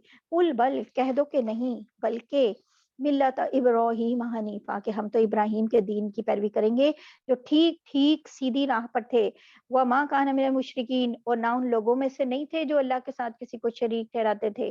قولوا آمنا باللہ وما انزل الینا وما انزل الی ابراہیم واسماعیل واسحاق ویعقوب والاسباط وما اوتی موسیٰ وعیسیٰ وما اوتی النبیون من ربہم، مسلمانوں سے کہہ دو ہم اللہ پر ایمان لائے ہیں اور اس کلام پر بھی جو ہم پہ اتارا گیا اور اس پر بھی جو ابراہیم، اسماعیل، اسحاق، یعقوب اور ان کی اولاد پہ اتارا گیا اور اس پر بھی جو موسیٰ اور عیسیٰ کو دیا گیا اور اس پر بھی جو دوسرے پیغمبروں کو جو ان کے پروردگار کی طرف سے عطا ہوا، لا نفرق بین احد منہم، ہم ان پیغمبروں میں کوئی تفریق نہیں کرتے، ونحن لہ مسلمون اور ہم اسی ایک خدا کے تابع فرمان ہیں، مسلمان ہیں، یعنی کہ ہم تو ہر نبی کے اوپر ایمان رکھتے ہیں، ہم حضرت موسیٰ، حضرت عیسیٰ سب پہ ایمان رکھتے ہیں اور ہمیں پتہ ہے کہ وہ اللہ کے نبی تھے، اللہ کے بھیجے ہوئے پیغمبر تھے، ان کو شریعتیں ملی تھیں۔ فَإِنْ آمَنُوا بِمِثْلِ مَا آمَنْتُمْ بِهِ فَقَدِ اهْتَدَوْا، اس کے بعد اگر یہ لوگ بھی اسی طرح ایمان لے آئیں جیسے تم ایمان لائے ہو تو یہ پھر راہ راست پہ آ جائیں گے۔ وہ جو ہدایت کی بات وہ کر رہے تھے، اللہ تعالیٰ نے بتایا ہدایت ایسے ملے گی۔ وَإِنْ تَوَلَّوْا فَإِنَّمَا هُمْ فِي شِقَاقٍ فَسَيَكْفِيكَهُمُ اللَّهُ وَهُوَ السَّمِيعُ الْعَلِيمُ، اور اگر یہ منہ موڑ لیں در حقیقت دشمنی میں پڑ گئے ہیں۔ اب یہ اور بات ہی یہی ہے، وہ منہ موڑ لیں، تولو کہ انہوں نے تو منہ موڑ لیا تھا نا اسلام سے، تو وہ دشمن بن گئے، بلکہ یہ نہیں ہے کہ اب اپنا کام کری جا رہے ہیں، اچھا ٹھیک ہے تم جو کہہ رہے ہو ٹھیک ہے، میں وہ بات نہیں مانتا، نہیں مانتا بھی نہیں، اور دشمنی میں بھی پڑ گئے۔ اب اللہ تمہاری حمایت میں ان قریب ان لوگوں سے نمٹ لے گا، وہ کافی ہو جائے گا، فَسَيَكْفِيكَهُمُ اللَّهُ، اب اللہ تعالیٰ ان سے کافی ہو جائے گا، وَهُوَ السَّمِيعُ الْعَلِيمُ، اور وہ ہر بات سننے والا، ہر بات جاننے والا ہے۔ صبغۃ اللہ، اور اللہ تعالیٰ کا جو رنگ ہے، وَمَنْ أَحْسَنُ مِنَ اللَّهِ صِبْغًا، اور وہ بہت ہی، یعنی کہ مسلمانوں کہہ دو ہم پر تو اللہ نے اپنا رنگ چڑھا دیا ہے، اور کون ہے جو اللہ سے بہتر رنگ چڑھائے، وَمَنْ أَحْسَنُ، اور کون ہے جو بہتر چڑھائے، مِنَ اللَّهِ صِبْغًا، کہ اللہ سے بہتر کوئی رنگ چڑھائے، وَنَحْنُ لَهُ عَابِدُونَ، اور ہم صرف اسی کی عبادت کرتے ہیں۔ یعنی عیسائیوں کی ایک رسم ہوتی ہے نا بیپٹزم، اس کی طرف بھی یہ اشارہ ہے کہ وہ استباغ کر رہے ہوتے ہیں، رنگ چڑھاتے ہیں۔ جیسے کوئی بچہ پیدا ہوتا ہے تو اس کو بھی، اور جب کوئی نیا کوئی کرسچن بنے تو اسے بھی رنگا ہوا پانی جو ہے نا اس پہ لگاتے ہیں، تو کہتے ہیں بھئی تم پہ عیسائی مذہب کا رنگ چڑھ گیا۔ تو یہاں پہ کیا ہے کہ اللہ نے تو ہم پہ اپنا رنگ چڑھایا، اللہ تعالیٰ ہم پہ اپنا رنگ چڑھا دیں، اور اللہ سے بہتر کون رنگ چڑھانے والا ہے، اور ہم صرف اسی کی عبادت کرتے ہیں۔ قُلْ أَتُحَاجُّونَنَا فِي اللَّهِ وَهُوَ رَبُّنَا وَرَبُّكُمْ، کہہ دو کہ کیا تم ہم سے اللہ کے بارے میں حجت کرتے ہو، حالانکہ وہ ہمارا بھی رب ہے اور تمہارا بھی رب ہے۔ وَلَنَا أَعْمَالُنَا وَلَكُمْ أَعْمَالُكُمْ، اور یہ اور بات ہے کہ ہمارے اعمال ہمارے لیے، تمہارے اعمال تمہارے لیے۔ اب سب کو سمجھ آ رہی ہے، یہودیوں کو، عیسائیوں کو، کہ یہ اسی رب کا کلام ہے اور بات بھی اسی رب کی ہو رہی ہے، ان کے سارے بڑوں کی بھی سب باتیں آ رہی ہیں، ٹھیک ہے نا، سارے پیغمبروں کی باتیں بیچ میں چل رہی ہیں، اور وہ اور کون کر رہے ہیں، نبی پاک صلی اللہ علیہ وسلم، کیسے ہو سکتا ہے؟ اور پھر کیا کہہ رہے ہیں، یعنی کہہ دو کیا تم ہم سے اللہ کے بارے میں جھگڑتے ہو، جبکہ وہ ہمارا بھی رب ہے، تمہارا بھی، تم بھی اسی کو اپنا رب مانتے ہو۔ تو یہ اور بات ہے کہ اب ہمارے اعمال ہمارے لیے، تمہارے عمل تمہارے لیے، وَنَحْنُ لَهُ مُخْلِصُونَ، اور ہم نے تو اپنی بندگی اس کے لیے خالص کر لی ہے۔ ام تقولون ان ابراہیم و اسماعیل و اسحاق و یعقوب والاسباط کانوا ہودا او نصارا قل انتم اعلم ام اللہ، بھلا کیا تم یہ کہتے ہو کہ ابراہیم، اسماعیل، اسحاق، یعقوب اور ان کی اولادیں یہودی یا نصرانی تھیں؟ کیا تم یہ کہہ رہے ہو؟ اب دیکھیں، حضرت عیسیٰ علیہ السلام کب آئے؟ نبی صلی اللہ علیہ وسلم سے پہلے، تو اس سے پہلے والے لوگ کرسچنز کیسے ہو گئے؟ ان کو نصرانی کیسے بنا دیا انہوں نے؟ اور یہودی، جو کہ ورڈ یہودا حضرت یعقوب علیہ السلام کے جو سب سے بڑے بیٹے تھے ان کے نام پہ ہے، تو پھر وہ ان سے پہلے والے حضرت ابراہیم علیہ السلام، حضرت اسحاق، وہ کیسے یہودی ہو گئے؟ تو کل انتم عالم ام اللہ، اے پیغمبر سے کہو کیا تم زیادہ جانتے ہو یا اللہ؟ اور اللہ جو زیادہ جانتا ہے وہ دیکھو بتا بھی رہا ہے، ومن ازلم، اور اس شخص سے بڑا ظالم کون ہوگا، ممن کتم شہادۃ عندہ من اللہ، جو کہ ایسی شہادت کو چھپائے جو اس کے پاس اللہ کی طرف سے پہنچی ہے۔ یعنی انہیں تو ساری شہادتیں ملی ہوئی ہیں، ان کی کتابوں میں واضح طور پہ لکھا ہوا ہے، نبی صلی اللہ علیہ وسلم کی بشارتیں موجود ہیں کہ اللہ تعالیٰ کی طرف سے کہ ساری شہادتیں دی ہوئی ہیں تورات میں اور انجیل میں کہ کب آنا ہے نبی صلی اللہ علیہ وسلم نے اور کہاں آنا ہے، پھر بھی یہ چھپاتے ہیں۔ وَمَا اللَّهُ بِغَافِلٍ عَمَّا تَعْمَلُونَ، اور جو کچھ تم کرتے ہو اللہ اس سے بے خبر نہیں ہے۔ تِلْکَ أُمَّةٌ قَدْ خَلَتْ، بہرحال وہ ایک امت تھی جو گزر گئی، لہا ما کسبت وَلَکُم ما کسبتم، اور جو کچھ انہوں نے کمایا وہ ان کا ہے، جو کچھ تم نے کمایا وہ تمہارا ہے، ولا تسألون عما كانوا يعملون، اور تم سے یہ نہیں پوچھا جائے گا کہ وہ کیا عمل کرتے تھے۔ سيقول السفهاء من الناس ما ولاهم عن قبلتهم التي كانوا عليها، اب یہ بیوقوف لوگ کہیں گے آخر وہ کیا چیز ہے جس نے ان مسلمانوں کو اس قبلے سے رخ پھیرنے پر آمادہ کر دیا۔ یہاں سے بات شروع ہو گئی ہے کہ یہ کون سے، اب پھر قبلہ کی بات جیسے پیچھے آ رہی تھی وہ یہاں سے شروع ہو گئی ہے۔ یہ بے وقوف لوگ کہہ رہے ہیں کہ آخر وہ کیا چیز ہے جس نے ان مسلمانوں کو اس قبلے سے رخ پھیرنے پر آمادہ کر دیا، یعنی کہ یہ مان گئے ہیں کہ اس کو قبلے سے رخ پھیر دینا ہے، کس سے؟ بیت المقدس سے۔ قل للہ المشرق والمغرب، یعنی کہ آپ کہہ دیجئے کہ مشرق و مغرب تو سب اللہ کے لیے ہیں، اللہ کی ہی ہیں، اسی کی ہیں، مشرق بھی اور مغرب بھی۔ یہدی من یشاء الی صراط مستقیم، وہ جس کو چاہتا ہے سیدھی راہ کی ہدایت دیتا ہے۔ قبلے کی تبدیلی اور اس سے جو کہ جب اب جو چینج آ رہا ہے قبلے کا چینج، اور جو کہا گیا کہ اچھا بیت المقدس سے بیت اللہ کر لو، اس سے جو پیدا ہونے والے جتنے بھی ایشوز تھے، پرابلمس تھی، ان کا اب ڈیٹیل یہاں سے شروع ہو رہی ہے۔ اور ہوتا کیا تھا کہ نبی صلی اللہ علیہ وسلم مکہ میں بیت اللہ کی طرف رخ کر کے نماز پڑھتے تھے، لیکن اس طرح کہ آگے بیت المقدس جو ہے وہ بیت المقدس کی طرف ایسے رخ کرتے تھے کہ درمیان میں بیت اللہ آ جاتا تھا، تو دونوں طرف رخ ہو جاتا تھا۔ اب جب آپ نبی صلی اللہ علیہ وسلم مدینہ آئے ہیں تو اب کیا ہوا، مدینہ جب آپ نے ہجرت کر لی تو اب یہ پاسبل ہی نہیں تھا کہ بیت اللہ کی طرف اگر رخ کرتے تو بیت المقدس کی طرف پشت ہوتی ہے، اور بیت المقدس کی طرف رخ کرتے ہیں تو بیت اللہ کی طرف پشت ہوتی ہے، اور جب اور حکم کہاں کا ہے؟ بیت المقدس۔ اب نبی صلی اللہ علیہ وسلم کے دل میں ایک تکلیف شروع ہو گئی۔ 17 مہینے آپ کو گزرے، 17 منتھس وہاں پر مدینہ میں، جو آپ بیت المقدس کی طرف رخ کر کے حکم آپ کا یعنی وہاں کا تھا، تو بیت المقدس کی طرف رخ کر کے نمازیں پڑھ رہے ہیں، اور 17 مہینوں کے بعد بیت اللہ کو قبلہ بنانے کا حکم آیا تھا۔ یہی حکم آگے آیات میں آ رہا ہے، اور یہ آیت یہ اس بات کی پریڈکشن کر رہی ہے کہ یہودی اور عیسائی اس تبدیلی پہ بڑے اعتراض کریں گے۔ ابھی تبدیلی کا حکم بھی نہیں آیا، پہلے ہی کہہ رہے ہیں، اور کیا کہا؟ بے وقوف لوگ ہیں کہ، اور یہ کہیں گے یہ بات کیا کہ آخر وہ کیا چیز ہے جس نے مسلمانوں کے قبلے سے رخ پھیرنے پر آمادہ کر دیا، جس کی طرف منہ کرتے چلے آ رہے تھے، کیسی بات ہے؟ تو اللہ تعالیٰ یہ بتا رہے ہیں کہ یہ بیوقوف لوگ اب ایسی باتیں کریں گے، جبکہ کیونکہ اللہ کے لیے تو مشرق اور مغرب سب کچھ اس کا ہے، تو اللہ کی اصل بات ہے اس کا حکم۔ وَكَذَلِكَ جَعَلْنَاكُمْ أُمَّةً وَسَطًا لِتَكُونُوا، اور مسلمانوں اسی طرح تو ہم نے تم کو ایک معتدل امت وسط بنایا، ایک معتدل امت بنایا، یعنی درمیانی، جس میں کسی بھی طرف افراد تفرید نہیں ہے۔ ایک طرف کیا کہتے تھے؟ اللہ کا بیٹا، ایک طرف کیا کہتے تھے کہ ہمارے سے زیادہ کوئی لاڈلا ہی نہیں ہے اور ہم تو جائیں گے ہی جنت میں، ٹھیک ہے نا، اس طرح کی باتیں۔ تو مسلمان کیا ہیں؟ امت وسط ہیں۔ کس لیے؟ اس لیے بنایا لِتَكُونُوا شُهَدَاءَ عَلَى النَّاسِ، کہ تم لوگوں پہ گواہ بن جاؤ، وَيَكُونُ الرَّسُولُ عَلَيْكُمْ شَهِيدًا، اور رسول تم پر گواہ بنے۔ وَمَا جَعَلْنَا الْقِبْلَةَ الَّتِي كُنْتَ عَلَيْهَا إِلَّا لِنَعْلَمَ مَن يَتَّبِعُ الرَّسُولَ مِمَّن يَنقَلِبُ عَلَىٰ عَقِبَيْهِ، اور جس قبلے پر تم پہلے کاربند تھے اسے ہم نے کسی اور وجہ سے نہیں، بلکہ صرف یہ دیکھنے کے لیے مقرر کیا تھا کہ کون رسول کا حکم مانتا ہے اور کون الٹے پاؤں پھر جاتا ہے، آکی بھائی اپنی ایڑیوں پہ واپس لوٹ جاتا ہے، کون پھر جاتا ہے۔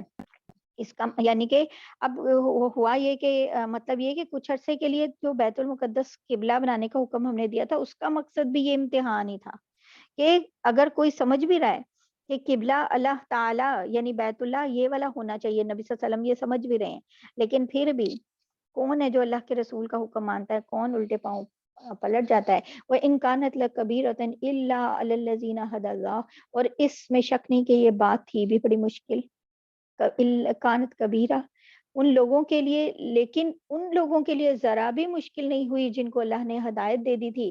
وما کان اللہ لیضیع ایمانکم، اور اللہ تعالیٰ ایسا نہیں کہ تمہارے ایمان کو ضائع کر دے.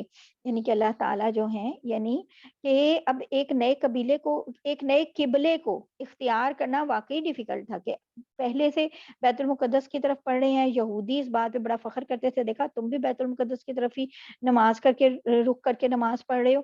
تو اب جب بیت اللہ کی طرف آ گیا تو وہ سمجھیں یہودیوں کے تو دماغ ہی خراب ہو گئے نا.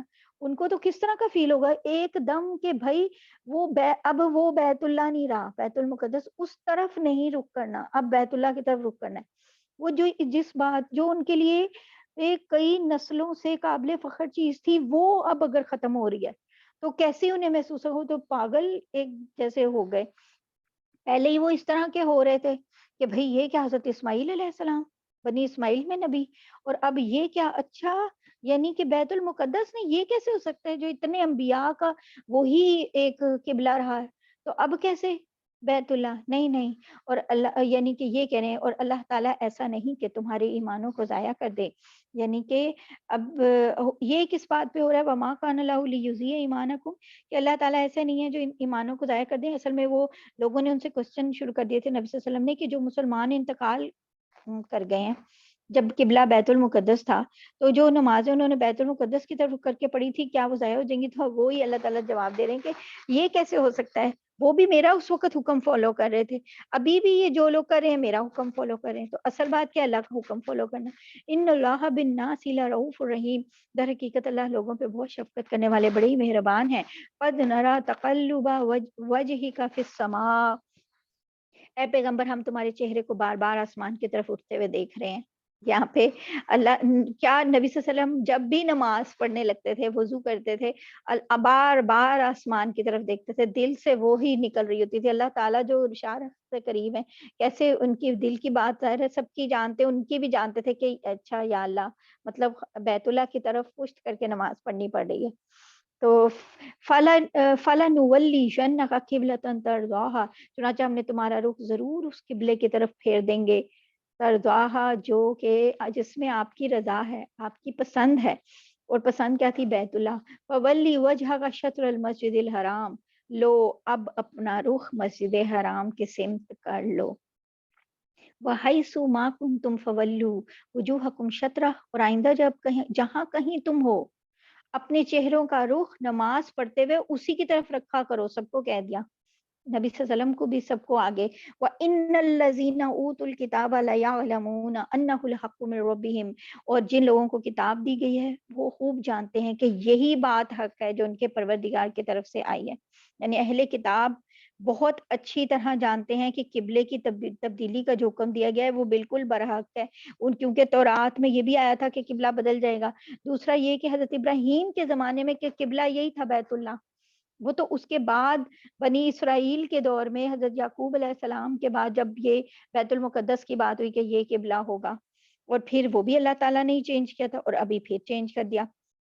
یعنی تاریخی طور پہ یہ بات ثابت تھی کہ اللہ تعالیٰ کے حکم سے مکہ میں حضرت ابراہیم علیہ السلام نے کعبہ تعمیر کیا تھا. یہ سارے لوگ دیکھیں حضرت ابراہیم علیہ السلام کو اپنا بڑا کہہ رہے ہیں نا یہ تینوں گروپ، اور حضرت ابراہیم علیہ السلام نے کیا بنایا تھا؟ بیت اللہ.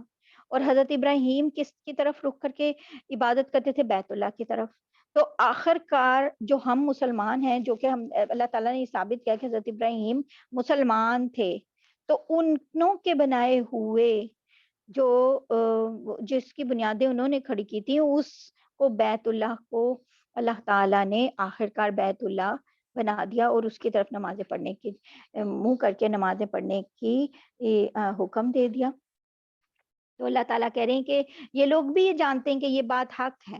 وَمَا اللَّهُ بِغَافِلٍ عَمَّا يَعْمَلُونَ، اور جو کچھ یہ کریں اللہ اس سے غافل نہیں ہے، جو کچھ بھی کرتے ہیں اللہ کو سب پتہ ہے. وَلَئِنْ آتَيْتُ الَّذِينَ أُوتُوا الْكِتَابَ بِكُلِّ آيَاتٍ مَا تَبِعُوا قِبْلَتَكَ، اور جن لوگوں کو کتاب دی گئی تھی اگر تم ان کے پاس ہر قسم کی نشانیاں بھی لے آؤ نا، تب بھی یہ تمہارے قبلے کی پیروی نہیں کریں گے. اب دل میں جب وہ ہے، خود یہودی ہیں، نصارہ ہیں، کہاں کیسے کریں؟ وما انت بتابعین قبلتہم، اور نہ تم ان کے قبلے پر عمل کرنے والے ہو، وما بعضهم بتابعین قبلۃ بعض، اور نہ یہ ایک دوسرے کے قبلے پہ عمل کریں گے۔ وہ اس لیے بھی نہیں کر رہے کہ یہ کرسچنس کا ہے یا یہ یہودیوں کا ہے۔ ولا ان اتبعت اهواءهم من بعد ما جاءك من العلم، اور وہ جو علم تمہارے پاس آ چکا ہے اس کے بعد اگر کہیں تم نے ان کی خواہشات کی پیروی کر لی، جیسے پہلے بھی تھا کہ بھئی اللہ تعالیٰ نے تو علم آپ کو دے دیا اور آپ ان کی مرضی پہ تو چل ہی نہیں سکتے، اور نبی صلی اللہ علیہ وسلم تو چلنے والے تھے ہی نہیں۔ کس کے لیے یہ باتیں؟ ہمارے لیے ساتھ کہ ایک لا رول بتا دیا، اپنے نبی کو اللہ تعالیٰ کہہ رہے ہیں انک اذا لمن الظالمین، تو اس صورت میں یقیناً تمہارا شمار ظالموں میں ہوگا۔ نبی صلی اللہ علیہ وسلم کو فرما رہے ہیں، مسلمانوں سب کو فرما رہے ہیں کہ اگر علم بھی آ گیا ہے پھر بھی تم نے ان کی خواہشات، اور ہم کن کی خواہشات پہ چل رہے ہیں؟ یہود و نصارہ، الذین آتیناہم الکتاب یعرفونہ کما یعرفون ابناءہم، جن لوگوں کو ہم نے کتاب دی ہے وہ اس کو اتنی اچھی طرح پہچانتے ہیں، کتنی اچھی طرح ایگزامپل، جیسے اپنے بیٹوں کو پہچانتے ہیں۔ اور وہاں پر تو جیسے میں نے آپ کو بتایا سب سے زیادہ جس پہ وہ فخر کرتے تھے، ایک اپنی زبان لینگویج کے اوپر، اپنی یادداشت کے اوپر، اور ہمیں تو یعنی سب کا نسب جو ہے ان کے دادا پردادا اور اس سے آگے اور ان کے بھی آگے سب ہمیں یاد ہے، تو اس کے اوپر تو وہ اللہ تعالیٰ یہ کہہ رہے ہیں کہ یہ تو یعنی ان کو ہم نے جن کو یہ کتاب دی ہے یہ بہت اچھی طرح، یعنی تورات اور انجیل والے اچھی طرح جانتے ہیں نبی پاک صلی اللہ علیہ وسلم کو، ایسے پہچانتے ہیں جیسے اپنے سگے بیٹوں کو جانتے ہیں۔ وَإِنَّ فَرِيقًا مِّنْهُمْ لَيَكْتُمُونَ الْحَقَّ وَهُمْ يَعْلَمُونَ، اور یقین جانو کہ ان میں سے کچھ لوگوں نے حق کو جان بوجھ کے چھپا رکھا ہے۔ الْحَقُّ مِن رَبِّكَ فَلَا تَكُونَنَّ مِنَ الْمُمْتَرِينَ، اور حق وہی ہے جو تمہارے پروردگار کی طرف سے آیا ہے، لہٰذا شک کرنے والوں میں ہرگز شامل نہ ہو جانا۔ وَلِكُلٍّ وِجْهَةٌ هُوَ مُوَلِّيهَا فَاسْتَبِقُوا الْخَيْرَاتِ أَيْنَمَا تَكُونُوا يَأْتِ بِكُمُ اللَّهُ جَمِيعًا، اور ہر گروہ کی ایک سمت ہے جس کی طرف وہ رخ کرتا ہے، لہٰذا تم نیک کاموں میں ایک دوسرے سے بڑھنے کی کوشش کرو، تم جہاں بھی ہوگے اللہ تم سب کو اپنے پاس لے آئے گا۔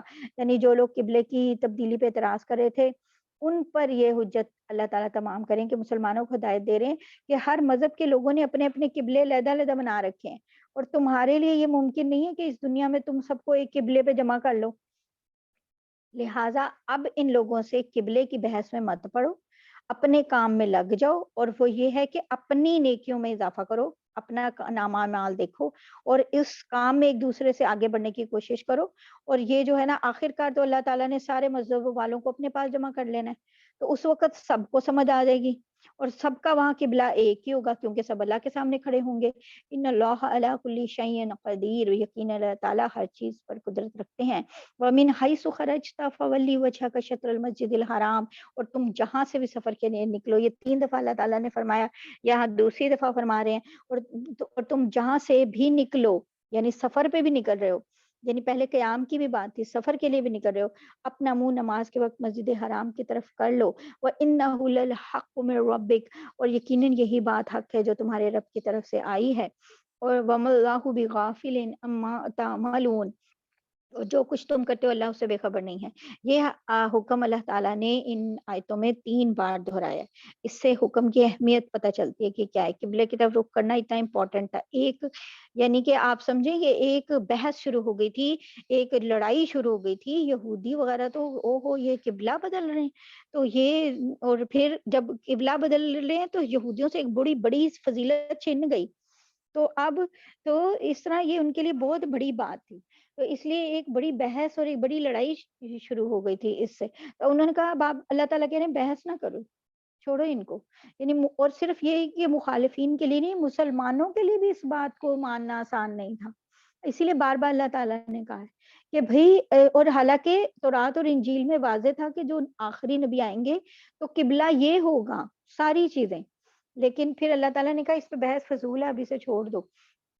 وَمِنْ حَيْثُ خَرَجْتَ فَوَلِّ وَجْهَكَ شَطْرَ الْمَسْجِدِ الْحَرَامِ، تیسری دفعہ آ گیا حکم، اور جہاں سے بھی تم نکلو اپنا منہ مسجد حرام کی طرف کرو، اور وَحَيْثُ مَا كُنْتُمْ فَوَلُّوا وُجُوهَكُمْ شَطْرَهُ، اور تم جہاں کہیں ہو اپنے چہرے اسی کی طرف رکھو تاکہ لوگوں کو تمہارے خلاف حجت بازی کا موقع نہ ملے۔ وجوہکم شطرہ لئلا یکون للناس علیکم حجہ، البتہ ان میں جو لوگ ظلم کے خوگر ہیں یعنی جو ظلم ہی کرنا چاہتے ہیں، الا الذین ظلموا منہم فلا تخشوهم واخشونی ولأتم نعمتی علیکم ولعلکم تہتدون۔ البتہ ان میں جو لوگ ظلم کے خوگر ہیں، یعنی جو کبھی وہ لوگ جو ظلم کرنا چاہتے ہیں کبھی خاموش ہی نہیں ہوں گے، تو ان کا کچھ خوف نہ رکھو، ہاں میرا خوف رکھو، فلا تخشوهم ان سے مت ڈرو، وخشونی میرا خوف رکھو، مجھ سے ڈرو، ولأتم نعمتی علیکم ولعلکم تہتدون تاکہ میں تم پر اپنا انعام مکمل کر دوں اور تم ہدایت حاصل کر لو، ہدایت یافتہ لوگوں میں ہو جاؤ، اس لیے ان کا خوف نہ کرو، ان سے مت ڈرو۔ اب ظاہر ہے ایک بڑی دشمنی شروع ہو گئی تھی، کما ارسلنا فیکم رسولا منکم یتلو علیکم آیاتنا ویزکیکم ویعلمکم الکتاب والحکمہ ویعلمکم ما لم تکونوا تعلمون۔ اور یہ انعام کیا ہے جو مل رہا ہے اللہ تعالیٰ سے؟ انعام کیا مکمل ہو رہا ہے؟ جو حضرت ابراہیم کی دعا تھی وہ پوری ہو رہی ہے۔ وہ یہ انعام ایسا ہے جیسے ہم نے تمہارے درمیان تم میں سے ایک رسول بھیجا جو تمہارے سامنے ہمارے آیتوں کی تلاوت کرتا ہے، یہی ابراہیم علیہ السلام کی دعا تھی، یتلو علیکم آیاتنا ویزکیکم، اور پھر تمہیں پاکیزہ کرتا ہے، اور ویعلمکم اور تمہیں سکھاتا ہے کتاب اور حکمت، ویعلمکم ما لم تکونوا تعلمون اور وہ تمہیں ساری وہ والی باتیں سکھا رہا ہے جو تم نہیں جانتے تھے۔ اور کون سکھا رہا ہے؟ جو خود امی ہے، جس نے کبھی کہیں سے کچھ نہیں سیکھا، ٹھیک ہے، یہ کعبے کے وقت کی جو دعائیں ہیں ساری پوری ہو رہی ہیں۔ فَاذْكُرُونِي أَذْكُرْكُمْ وَاشْكُرُوا لِي وَلَا تَكْفُرُونِ، لہٰذا مجھے یاد کرو میں تمہیں یاد رکھوں گا اور میرا شکر ادا کرو، میری ناشکری نہ کرنا۔ اللہ تعالیٰ کہہ رہے ہیں یا ایھا الذین آمنوا استعینوا بالصبر والصلاۃ ان اللہ مع الصابرین، اے ایمان والو صبر اور نماز سے مدد حاصل کرو، بے شک اللہ صبر کرنے والوں کے ساتھ ہیں۔ اور اچھا یہ صبر کیا ہے؟ بڑی لمبی بات ہے کہ فضول بحثوں میں مت الجھو، اپنے دین کی طرف اور عمل کی طرف جو ہے وہ توجہ کرو۔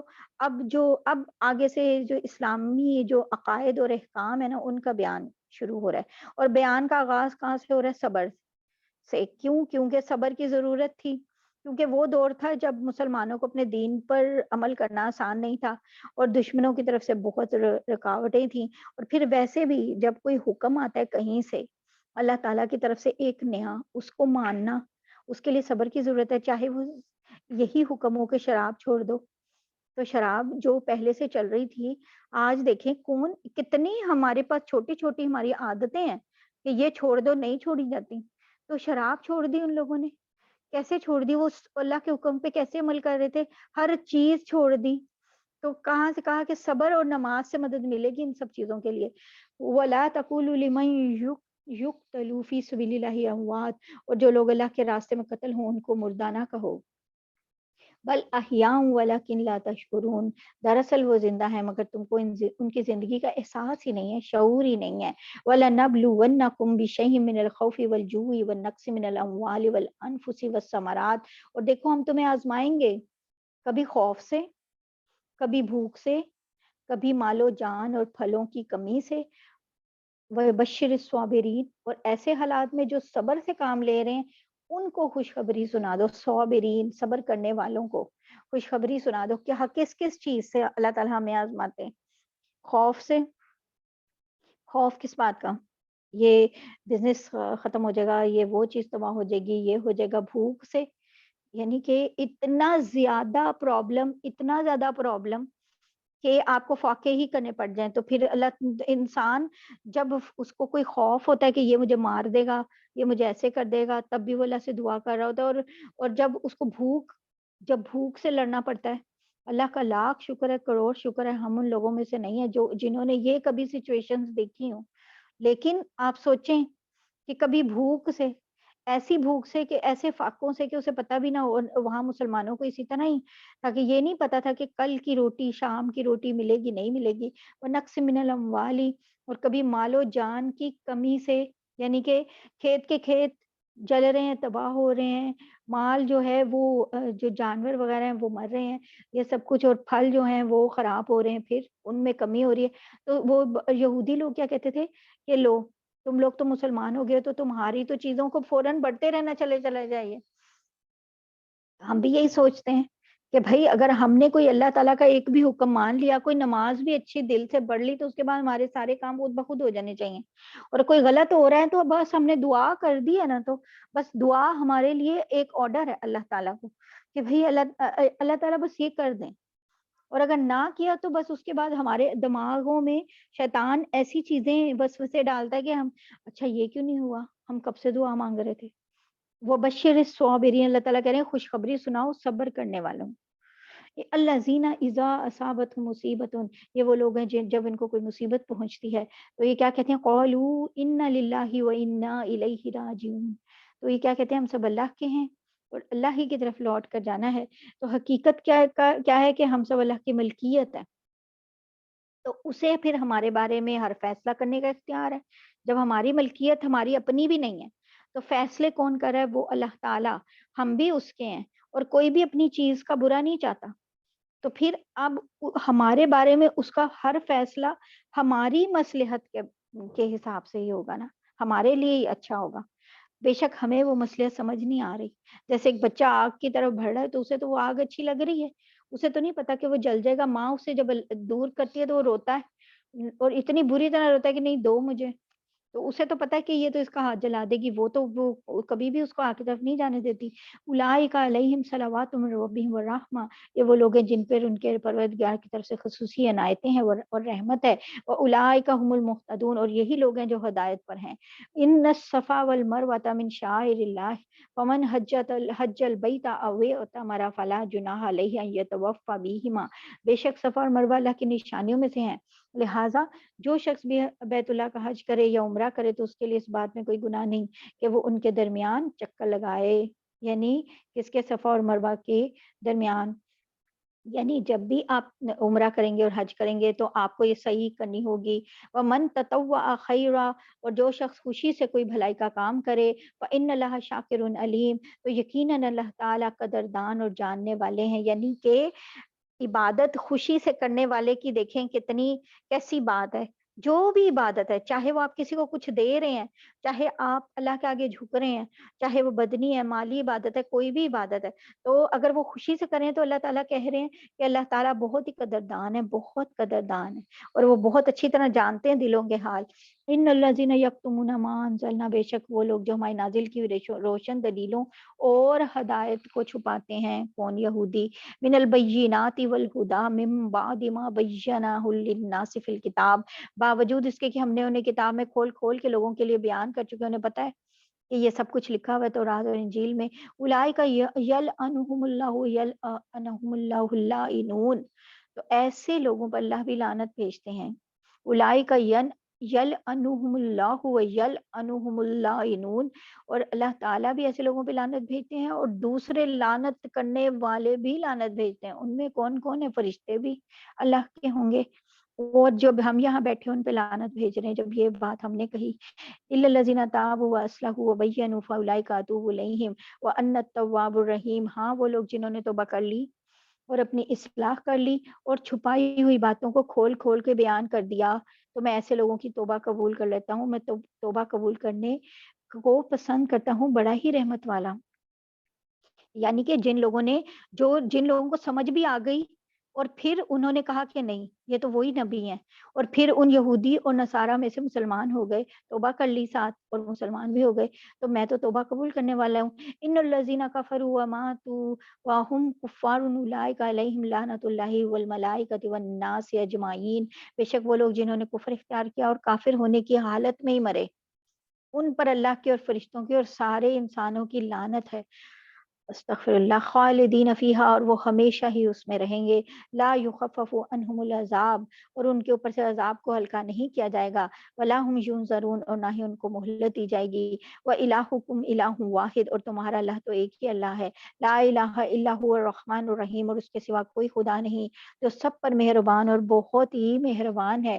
ان فی خلق السماوات والارض، بے شک آسمان اور زمین کی تخلیق میں، واختلاف اللیل والنہار، اور دن رات کے آنے جانے میں، والفلک التی تجری فی البحر، اور ان کشتیوں میں جو لوگوں کے فائدے کا سامان لے کے سمندر میں تیرتی ہے، بما ینفع الناس، یعنی لوگوں کے فائدے کا سامان، وما انزل اللہ من السماء، اور اس پانی میں جو اللہ نے آسمان سے اتارا ہے، من السماء من ماء فاحیا به الارض بعد موتها، اور اس کے ذریعے زمین کو اس کے مردہ ہو جانے کے بعد زندگی بخشی، یعنی اللہ نے بارش برسائی اور زمین جو مردہ تھی اس کے اندر سے زندگی، یعنی کہ پودے نکلنے لگے، فاحیا به الارض بعد موتها وبث فيها من كل دابة، اور اس میں ہر قسم کے جانور بھی پھیلا دیے، وتصریف الریاح والسحاب المسخر بین السماء والارض، اور ان بادلوں میں جو آسمانوں اور زمین کے درمیان تابع دار بن کے کام میں لگے ہوئے ہیں، لآیات لقوم یعقلون، ان لوگوں کے لیے نشانیاں ہی نشانیاں ہیں جو اپنے عقل سے کام لیتے ہیں، جو اپنی عقل سے کام لیتے ہیں۔ اس میں کائنات میں یہ جو ساری چیزیں ہیں اللہ تعالیٰ ان کی طرف توجہ دلا رہے ہیں، ہماری آنکھوں کے سامنے پھیلی ہوئی ہیں، ان پہ اگر کوئی عقل سے غور کرے، معقولیت سے غور کرے، تو اللہ کا وجود اور اس کے توحید پر یہ ساری چیزیں دلالت کرتی ہیں، اور روز ہم انہیں دیکھتے ہیں اور ہمیں کوئی حیرت بھی محسوس نہیں ہوتی۔ بہرحال یہاں اب ہم انشاءاللہ نماز کا یہ وقفہ ہے، 10 منٹ کے بعد انشاءاللہ تعالی دوبارہ آتے ہیں۔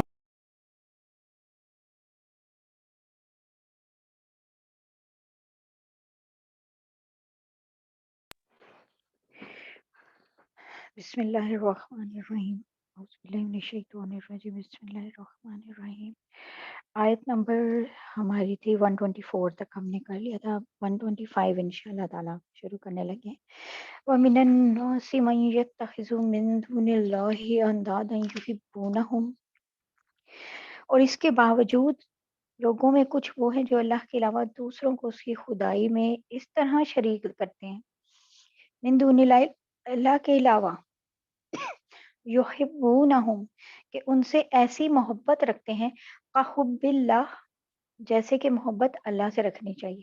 یعنی یہ لوگ کیسے ہیں دوسروں کو، کیوں؟ کیونکہ اصل میں وہ بتوں بت بت پرستی اور سب کچھ، تو اصل ان کو اللہ ان کو سمجھتے تھے، تو محبت جو اللہ سے رکھنی چاہیے وہ ان سے رکھتے تھے۔ والذین آمنوا اشد حبا للہ، اور جو لوگ ایمان لا چکے ہیں وہ اللہ ہی سے سب سے زیادہ محبت رکھتے ہیں۔ اللہ تعالیٰ کہہ رہے ہیں، تو یہ کیسی بات ہے، وہ بے شک اللہ تعالیٰ سے، وہ جو صحابہ تھے وہ سب اللہ تعالیٰ سے بہت محبت رکھتے تھے، ہم بھی رکھتے ہیں، کیا اتنی، سب سے زیادہ، ہر چیز سے، ہر انسان سے۔ وَلَوْ يَرَى الَّذِينَ ظَلَمُوا إِذْ يَرَوْنَ الْعَذَابَ، اور کاش کہ یہ ظالم جب دنیا میں کوئی تکلیف دیکھتے ہیں اس وقت ہی یہ سمجھ لیں کہ تمام تر طاقت اللہ ہی کو حاصل ہے، ان القوۃ للہ جمیعا، کہ ساری کی ساری طاقت تو اللہ کو ہی حاصل ہے، وَأَنَّ اللَّهَ شَدِيدُ الْعَذَابِ، اور یہ کہ اللہ کا عذاب بڑا ہی سخت، بڑا شدید ہوگا۔ استبرأ الذین تبعوا من الذین اتبعوا ورأوا العذاب وتقطعت بهم الاسباب، اور جب وہ پیشوا، یعنی جن لوگوں کے پیچھے چلتے رہے ہیں، اپنے پیروکاروں سے مکمل بے تعلقی کا اعلان کریں گے، اور یہ سب لوگ عذاب کو اپنی آنکھوں کے سامنے دیکھ لیں گے، اور ان کے تمام رشتے، آپس کے رشتے کٹ کے رہ جائیں گے۔ یعنی ان کو ابھی اللہ تعالیٰ کیا کہہ رہے ہیں، وہ جن کے پیچھے یہ لوگ چلتے رہے ہیں، جن کے پیچھے چل رہے ہیں، جن کو اپنا یہ بڑا سمجھتے ہیں، جو ہمارے پیر صاحب ہیں وغیرہ، جو دنیا میں اچھے بھی لوگ ہیں، لیکن زیادہ تر لوگ کیسے ہیں، جن کے پیچھے یہ لوگ چل رہے ہیں، جو اپنے پیروکاروں سے، جن اپنے پیچھے چلنے والوں سے مکمل بے تعلقی کا اعلان کر دیں گے۔ حضرت عیسیٰ علیہ السلام کہہ دیں گے، میں نے کب کہا تھا کہ میں اللہ کا بیٹا ہوں، آگے قرآن میں آئے گا یہ بات، وہ خود حضرت عیسیٰ کہیں گے کہ میں نے کب کہا تھا، اور کہیں بھی انجیل میں لکھا بھی نہیں ہے کہ حضرت عیسیٰ علیہ السلام نے یہ کوئی دعویٰ کیا ہے، یہ پھر بھی انہیں اللہ کا بیٹا کہتے ہیں، کیسی عجیب بات ہے۔ وہ انجیل جس میں تحریف کر دی ہوئی ہے اس میں بھی یہ بات نہیں ہے کہ اس طرح کی، کہ یہ اس میں کہیں ہے ہی نہیں کہ انہوں نے یہ دعویٰ کیا ہو۔ تو یہ وہ لوگ، وہ سارے پیشوا جن کو یہ اپنا پیشوا بنا رہے ہیں، وہ کہہ دیں گے کہ ہمارا ان سے کوئی تعلق نہیں ہے، کیونکہ ان سب کو، انہیں بھی پتہ ہی نہیں عذاب مل رہا ہے، تو یہ لوگ اب یہ عذاب کو اپنی آنکھوں سے دیکھ رہے ہیں نا سامنے، تو یہ ان کو بھلا رہے ہیں، اپنے جن کے پیچھے چل رہے تھے، تو کہہ رہے ہیں، اللہ تعالیٰ کہہ رہے ہیں سارے رشتے کٹ جائیں گے۔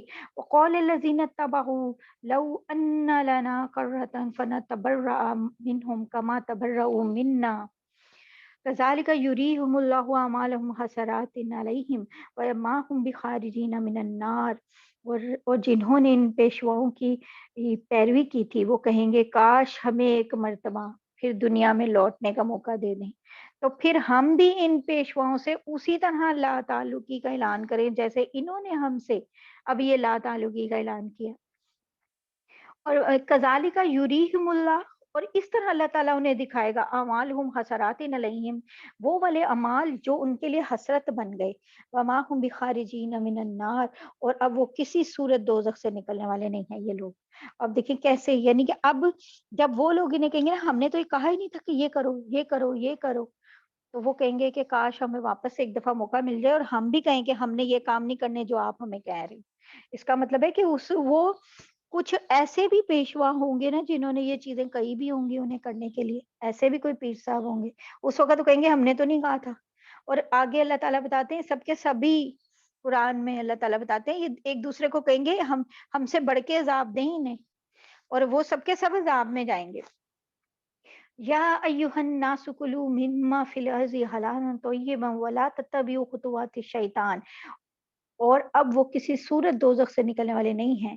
اے وہ لوگوں، پورے لوگوں کی بات ہو رہی ہے، کلو کھاؤ زمین میں سے نکلنے والی پاکیزہ چیزوں کو صرف، ٹھیک ہے۔ مشرکین عرب جو ہے نا ان کی ایک گمراہی یہ بھی تھی کہ انہوں نے آسمان کی، مشرکین کی بات ہو رہی ہے، یعنی کہ کوئی اللہ تعالیٰ کی طرف سے کوئی حکم ان کے پاس تھا نہیں، کوئی کتاب ان کے پاس تھی نہیں، چلو جی کرسچنس کے پاس تو کوئی تو انجیل تھی، یہودیوں کے پاس کوئی تورات تھی، ان کے پاس کوئی بھی نہیں تھی، تو اس کے بغیر ہی یعنی ان کے پاس تو کوئی حکم بھی نہیں تھا، یہ کہہ ہی نہیں سکتے تھے اللہ تعالیٰ نے یہ حکم بھیجا ہے، اس کے بغیر ہی مختلف چیزوں کے بارے میں حلال حرام کا انہوں نے حکم جو خود ہی سے لگایا ہوا تھا، اور حلال چیزوں کو، پاکیزہ چیزوں کو خود ہی سے حرام کیا ہوا تھا۔ مردار جانور کو کھانا ان کے نزدیک جائز تھا، پتہ ہے مردہ جانور کو کھانا ان کے نزدیک جائز تھا، اور بہت سے حلال جانوروں کو خود ہی انہوں نے حرام کیا ہوا تھا۔ آگے سورہ نام میں بھی اس کی زیادہ سی ڈیٹیل آئے گی انشاءاللہ تعالیٰ۔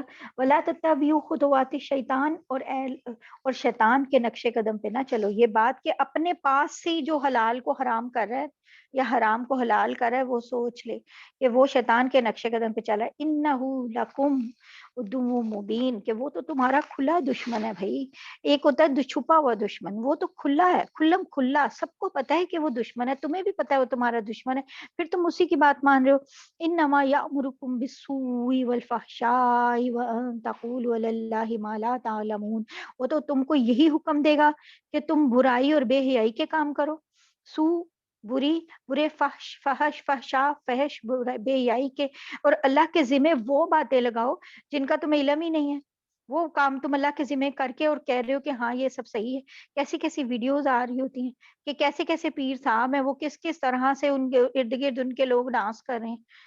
وَإِذَا قِيلَ لَهُمُ اتَّبِعُوا مَا أَنزَلَ اللَّهُ قَالُوا بَلْ نَتَّبِعُ مَا أَلْفَيْنَا عَلَيْهِ آبَاءَنَا، اور جب ان کافروں سے کہا جاتا ہے کہ اس کلام کی پیروی کرو جو اللہ نے اتارا ہے، تو وہ کہتے ہیں کہ نہیں ہم تو ان باتوں کی پیروی کریں گے جس پہ ہم نے اپنے باپ دادوں کو پایا ہے۔ کیسی بات ہے، کیسی ہے، کہاں ہے، کتنی باتیں ایسی ہوتی ہیں ہمارے گھروں میں، ہم کہتے ہیں جب سمجھاتے ہیں نا کہ یہ ایسے نہیں ہے، تو وہ کہتے ہیں نہیں ہم نے تو اپنے بڑوں کو ایسے کرتے دیکھا ہے، ہم نے تو اپنے باپ دادوں کو ایسے کرتے دیکھا ہے، اس لیے ایسے ہی ہے۔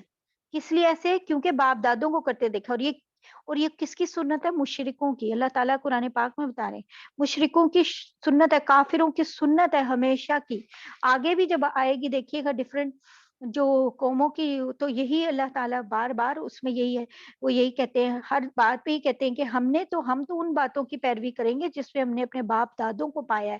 اولو کان آباؤہم لا یعقلون شیئا ولا یہتدون، بھلا کیا اس صورت میں بھی ان کو یہی چاہیے جب ان کے باپ دادے دین کی ذرا بھی سمجھ نہ رکھتے ہوں، یعنی کہ وہ تو خود ہدایت پہ نہیں تھے، ولا یہتدون، اور انہوں نے تو کوئی آسمانی ہدایت بھی حاصل نہیں کی، ان کے پاس تو کوئی آسمانی ہدایت تھی ہی نہیں، اور جو لوگ اپنے آپ کو ہدایت یافتہ سمجھ رہے تھے، کیا اگر یہ نہیں ہے کہ ان کو کوئی سمجھ ہی نہیں ہوگی تبھی تو وہ اس طرح کے کام کر رہے تھے، اگر انہیں پتہ چل جاتا تو شاید وہ ہدایت پہ آ جاتے۔ تو یہ لوگ کیا کہہ رہے ہیں، ہم کیوں ہدایت پہ نہیں ہیں؟ کیونکہ ہمارے باپ دادا ہدایت پہ نہیں تھے۔ وَمَثَلُ الَّذِينَ كَفَرُوا كَمَثَلِ الَّذِي يَنِيقُ بِمَا لَا يَسْمَعُ، اور جن لوگوں نے کفر کو اپنا لیا ہے ان کو حق کی دعوت دینے کی مثال ایسے ہے جیسے کوئی شخص ان جانوروں کو زور زور سے بلائے جو کوئی پکار سنتے ہی نہیں ہے ہانک کے علاوہ، یعنی جب تک انہیں وہ جو جانور ہوتے ہیں نا ان کو جب تک کہتے نہیں، وہ ان کی ایک مخصوص آوازیں نہیں نکالتے، تو گھوڑا تب چلتا ہے، گدھا تب چلتا ہے، تو وہ کہتے ہیں یہ وہ ہانک سمجھتے ہیں، اور ان کی مثال ایسی ہے، اللہ تعالیٰ کہہ رہے ہیں وَمَثَلُ الَّذِينَ، ان لوگوں کی مثال ایسی ہے جنہوں نے کفر کو اپنایا ہوا ہے، کہ جو اور کچھ نہیں سنتے، کچھ بھی، سُمٌّ بُکْمٌ عُمْیٌ فَهُمْ لَا يَعْقِلُونَ، اور یہ تو بہرے گونگے اور اندھے ہیں، بالکل عقل ہی نہیں رکھتے، کوئی عقل نہیں ہے انہیں، کچھ بھی نہیں سمجھتے، یہ تو کوئی بہرے گونگے اور اندھے بن چکے ہیں، ان جانوروں کی طرح جنہیں صرف ایک وہ ہانک سنائی دیتی ہے، اس سے انہیں پتہ چلتا ہے ہمیں کچھ کہا جا رہا ہے، اور ایک مخصوص آواز ہے، اس کے علاوہ کوئی چیز نہیں سمجھتے، یعنی اپنے باپ دادوں کے پیچھے لگے ہوئے ہیں اور اللہ کا حکم نہیں سمجھ رہے۔ یا ایھا الذین، اے وہ لوگو، آمنو جو ایمان لائے ہو، کلو کھاؤ، من تو یہ بات ما رزقناکم، ان پاکیزہ چیزوں سے جو ہم نے تمہیں رزق کے طور پہ عطا کی، واشکروا للہ ان کنتم ایاہ تعبدون، اور ان میں سے اور اللہ کا شکر ادا کرو اگر واقعی تم صرف اسی کی بندگی کرتے ہو۔ تو پاکیزہ چیزوں میں سے کھاؤ، کتنی ہے، لاکھوں چیزیں حلال ہیں، کوئی ایک آدھ چیز ہی ہے نا جہاں پہ اللہ تو ہمیں کہیں شک ہے، یا جو حرام ایگزیکٹلی حرام ہے ہمیں پتہ ہے، یہاں جہاں کوئی شک ہے تو ہم اس کو نہیں چھوڑ سکتے، اور بھی تو اتنی حلال چیزیں اللہ تعالیٰ نے دی ہیں۔ انما حرم علیکم المیتۃ والدم ولحم الخنزیر وما اہل به لغیر اللہ، اور اس نے تو تمہارے لیے بس مردار جانور، خون اور سور کا گوشت حرام کیا ہے۔ مردار جانور جو ہے وہ ان کے لیے حلال تھا نا، وہ مشرک سمجھتے تھے حلال ہے، حلال تو نہیں ہے، اور کہا خون بھی حرام ہے اور سور کا گوشت بھی حرام ہے، اور نیز وہ جانور، یہ سارے حرام ہیں۔ فمن اضطر غیر باغ ولا عاد فلا اسم علیہ، وہ جانور جس پہ اللہ کے سامنے کسی اور کا نام، کہ اللہ کے سوا کسی اور کا نام لیا گیا ہو، ٹھیک ہے، وما اہل، اور وہ بھی جائز نہیں ہے، بھی لغیر اللہ، جس کے اوپر یعنی جسے حلال کر دیا اللہ کا نام لیے بغیر، کسی اور اللہ کا نام لے کے، کسی اور اللہ کے سوا کسی اور کا نام لے کے۔ فمن استطاع، اگر کوئی شخص مجبوری کی حالت میں ہو، غیر باغن، انتہائی مجبوری کی حالت میں، ولا عادن، جبکہ اس کا مقصد لذت حاصل کرنا نہیں ہے، ولا عادن، اور نہ ہی یہ کہ وہ ضرورت کی حد سے آگے بڑھے، فلا اسم علیہ، تو اس کے لیے گناہ نہیں ہے۔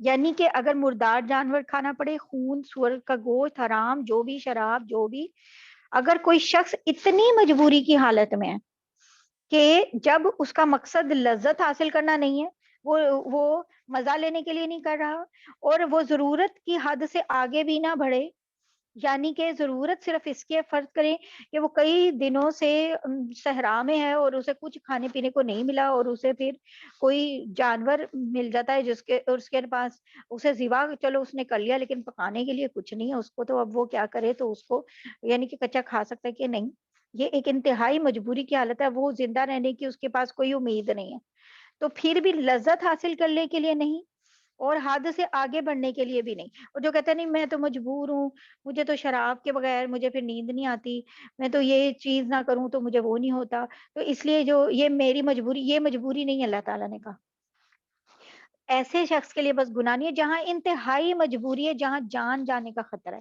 بس، اور وہ تب بھی کتنا کہ بس اتنا لگے کہ بس جان بچا لیے، بس یہ نہیں کہ پیٹ بھر کے کچھ کھا رہے۔ ان الذین یکتمون، بے شک حقیقت یہ ہے کہ جو لوگ اللہ کی نازل کی ہوئی کتاب کو چھپاتے ہیں، ما انزل اللہ، جو کہ اللہ تعالیٰ نے نازل کی، من الکتاب، کتاب میں سے، وَيَشْتَرُونَ بِهِ ثَمَنًا قَلِيلًا، اور اس کے لیے بہت تھوڑی قیمت وصول کرتے ہیں۔ پورے قرآن میں اللہ تعالیٰ نے بار بار کہا جتنی بھی قیمت وصول کر لو، اور کئی معاملوں میں وہ تول تول کے کئی چیزوں کے برابر سونا انہیں ملتا تھا، اور کیا کوئی اللہ تعالیٰ کہتے ہیں جتنی بھی لے لو تھوڑی ہے، ختم ہو جائے گی نا آخر کار، تو لیکن کیا ہے، چھپا رہے ہیں، جو اللہ تعالیٰ نے جو حکم کتاب میں دکھے ان سب کو چھپا رہے ہیں۔ اولئک ما یاکلون فی بطونہم، اور وہ اپنے پیٹ میں کیا کر رہے ہیں، آگ کے سوا کچھ نہیں بھرے، الا النار، صرف آگ، ولا یکلمہم اللہ یوم القیامۃ ولا یزکیہم، کیا کریں گے اللہ تعالیٰ قیامت کے دن، ان سے کلام بھی نہیں کرے گا۔ ہمیں کیا کہتی ہے، ہم چھوٹے ہوتے ہیں نا، تو یا ہم اپنے بچوں سے کیا کہتے ہیں، جاؤ ہم نہیں بولتے، جب ان کو یہ بات لگ جاتی ہے نا یہ نہیں بول رہے، تو ان کے لیے کیسا جان پہ بنی ہوتی ہے۔ ہم صرف اس کو یہ بات کہتے ہیں کہ جاؤ ہم نہیں بولتے، جہاں ہمیں پورا مان ہوتا ہے کہ یہ اب اس کی جان پہ بن جائے گی اس بات پہ۔ جیسے ہمارے چھوٹے بچوں کی بن جاتی ہے، یا ہم چھوٹے تھے تو ہماری بن جاتی تھی، امی کہہ رہی ہیں کہ نہیں نہیں جاؤ میں نہیں بولتی، تو پھر اللہ تعالیٰ کیا کہہ رہے ہیں، قیامت کے دن اللہ ان سے کلام بھی نہیں کرے گا اور ان کو پاک بھی نہیں کرے گا، وَلَهُمْ عَذَابٌ أَلِيمٌ، اور ان کے لیے دردناک عذاب ہے۔ کیسی اللہ تعالیٰ نے کیسی بات کی، اللہ تعالیٰ ہمیں ان میں سے نہ بنانا۔ اولئک الذین اشتروا الضلالۃ بالہدی والعذاب بالمغفرہ، اور یہ وہ لوگ ہیں جنہوں نے ہدایت کے بدلے گمراہی، کوئی دیکھو ہدایت کے بدلے گمراہی اور مغفرت کے بدلے عذاب خرید لیا۔ فما اصبرهم علی النار، چنانچہ اندازہ کرو کہ دوزخ کی آگ سہنے کے لیے کتنے تیار ہیں، یہ کتنے تیار ہیں کہ بھئی ہاں ہم ٹھیک ہے، ہم تو نہیں اس کے اوپر ایمان لاتے، ہم تو اپنے باپ دادوں کی باتوں پہ چلیں گے۔ ذالک بان اللہ نزل الکتاب بالحق، یہ سب کچھ اس لیے ہوگا کہ اللہ نے حق پر مشتمل کتاب اتاری ہے۔ وَإِنَّ الَّذِينَ اخْتَلَفُوا فِي الْكِتَابِ لَفِي شِقَاقٍ بَعِيدٍ، اور جن لوگوں نے ایسی کتاب کے بارے میں مخالفت کا رویہ اختیار کیا ہے تو وہ تو اپنی ضد میں بہت دور نکل گئے ہیں۔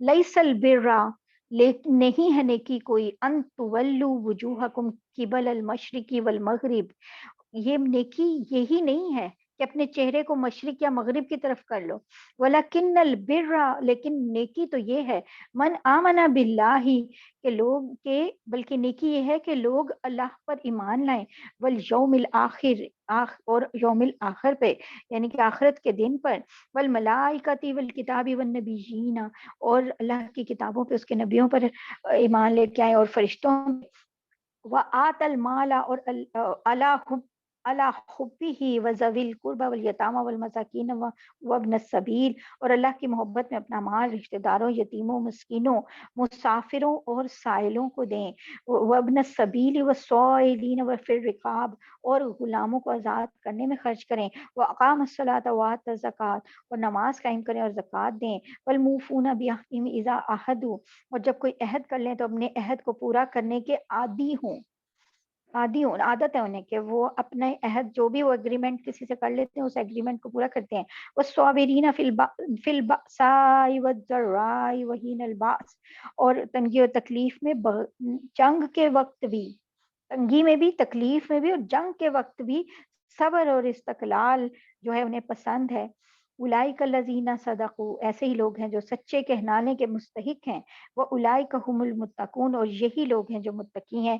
اللہ تعالیٰ نے سے وہ نبی پاک سے پوچھتے تھے نا سب مسلمان کہ ہمیں کیا کرنا چاہیے کیا کرنا چاہیے، تو اللہ تعالیٰ نے بتایا کہ نیکی یہ نہیں ہے کہ بس اپنے چہرے کو مشرق یا مغرب کی طرف کر لو، نیکی کیا ہے وہ اللہ تعالیٰ نے بتایا کہ کیا کیا کچھ ہے، کہ یہ سب چیزیں، یعنی کہ یہ جو قبلے کے مسئلے پر جو بحث چل رہی ہے، تو اصل میں یہ نہیں ہے دین میں کہ بس یہ بحث کر لو کہ مشرق کی طرف یا مغرب کی طرف، نہیں، اس سے کیا ہوگا، اللہ تعالیٰ نے پہلے ہی کہہ دیا ساری مشرق مغرب اللہ تعالیٰ کی ہے۔ یا ایھا الذین آمنوا کتب علیکم القصاص فی القتلی، ایمان والو جو لوگ جان بوجھ کر ناحق قتل کر دیے جائیں ان کے بارے میں تم پر قصاص کا حکم فرض کر دیا گیا ہے، فرض کر دیا اللہ تعالیٰ نے، جان کے بدلے جان، الحر بالحر، آزاد کے بدلے آزاد، والعبد بالعبد، غلام کے بدلے غلام، والانثى بالانثى، اور عورت کے بدلے عورت۔ اور ہوتا کیا تھا، کیوں اللہ تعالیٰ نے یہ بات کہی، قصاص کا مطلب ہوتا ہے برابر کا بدلہ لینا، یعنی کسی شخص کو جان بوجھ کر ناحق قتل کر دیں اور قاتل کا جرم ثابت ہو جائے تو مقتول کے وارث کو یہ حق ہوتا ہے کہ وہ قاتل سے قصاص کا مطالبہ کرے۔ قصاص کا مطالبہ کیا ہے کہ جان کے بدلے جان، اور جاہلیت کے زمانے میں قصاص تو لیتے تھے لیکن اس میں ناانصافی کرتے تھے کہ انہوں نے مختلف انسانوں کے درجے بنائے ہوئے تھے، یعنی نچلے درجے کا شخص اگر اونچے درجے کے کسی آدمی کو قتل کر دے تو فرق بات تو ہوتی تھی، ورثہ کا مطالبہ ہی فرق ہوتا تھا، تو یعنی ایک قبیلہ جو ہے نا وہ چھوٹا سمجھاتا تھا، دوسرا قبیلہ جو ہے وہ عزت والا سمجھاتا تھا، تو اگر عزت والے قبیلے کا قتل کر دیا کسی چھوٹے قبیلے نے تو ایک کی جگہ پر دو ہم قتل کریں گے، اور اگر چھوٹے قبیلے والے کا کوئی قتل ہو گیا تو پھر اس کا مطلب ہے کہ جو اب عزت والا قبیلہ ہے وہ قصاص میں اس کو قتل ہی نہیں کیا جائے گا بلکہ کچھ پیسے پوسے دے کے معاملہ رفع کر دو، مطلب اس طرح۔ اور اگر ایون کسی امیر آدمی نے کوئی قتل کر دیا ہے تو وہ کہتا تھا اچھا میری جگہ میرے غلام کو قتل کر دو، مطلب ایک آدمی قتل کرنا ہے نا تو اس کو کر دو، اس طرح کر کے نا۔ اور اگر قاتل کوئی عورت ہوتی تھی اور مرد قتل ہو جاتا تھا تو کہتے تھے قاتل عورت کی بجائے یا تو قبیلے کا کوئی مرد قتل کر دو، کہ عورت نے قتل کیا ہے، لیکن نہیں، آدمی کو قتل کیا ہے اس لیے آدمی قتل ہوگا، اس طرح کی باتیں۔ تو اس طرح سے نا یعنی یہ ایک عجیب و غریب انہوں نے یہ رکھے ہوئے تھے، اور یہ ساری چیزیں کیا تھیں اصل میں، کہ جس کے پاس طاقت ہے، جس کے پاس پیسہ ہے، بس اس کو فائدہ پہنچاؤ، اور جس کے پاس طاقت نہیں ہے اور جو کمزور ہے، جس کے پاس پیسے نہیں ہیں، اس کے زیادہ سے زیادہ نقصان ہو جائے، بس یہ چیز ہوتا تھا۔ فمن عفی لہ من اخیہ شیء فاتباع بالمعروف واداء الیہ باحسان، پھر اگر قاتل کو اس کے بھائی، کتنی پیاری بات ہے کہ من اخیہ، قاتل کو اس کے بھائی یعنی مقتول، اب دیکھیں مقتول کون ہے؟ قتل ہو گیا، جو قتل ہو گیا ہے اس کو کہہ دیا تمہارا بھائی تھا، وہ جو قتل ہو گیا نا وہ بھائی تھا تمہارا، دینی بھائی ہی تھا نا، چاہے وہ اس کا کچھ بھی نہیں تھا، اس نے غصے میں آخر کیوں اتنا غصہ آیا اسے، اتنا وہ کوئی ظلم اس کا لگا یا کیا بات لگی کہ اس نے اسے قتل کر دیا، یا ظلم لگا یا پھر ویسے ہی اپنے تکبر میں قتل کر دیا، کچھ بھی، لیکن اللہ تعالیٰ کیا کہہ رہے ہیں، قاتل کو اس کے بھائی یعنی مقتول کے وارث کی طرف سے کچھ معافی دے دی جائے تو معروف طریقے کے مطابق خون بہا کا مطالبہ کرنا وارث کا حق ہے، ذالک تخفیف من ربکم، اور اسے خوش اسلوبی سے احسان سے ادا کرنا قاتل کا فرض ہے، اور یہ تمہارے پروردگار کی طرف سے ایک آسانی ہے اور رحمت ہے۔ کیا بنی اسرائیل کے قانون میں کیا تھا؟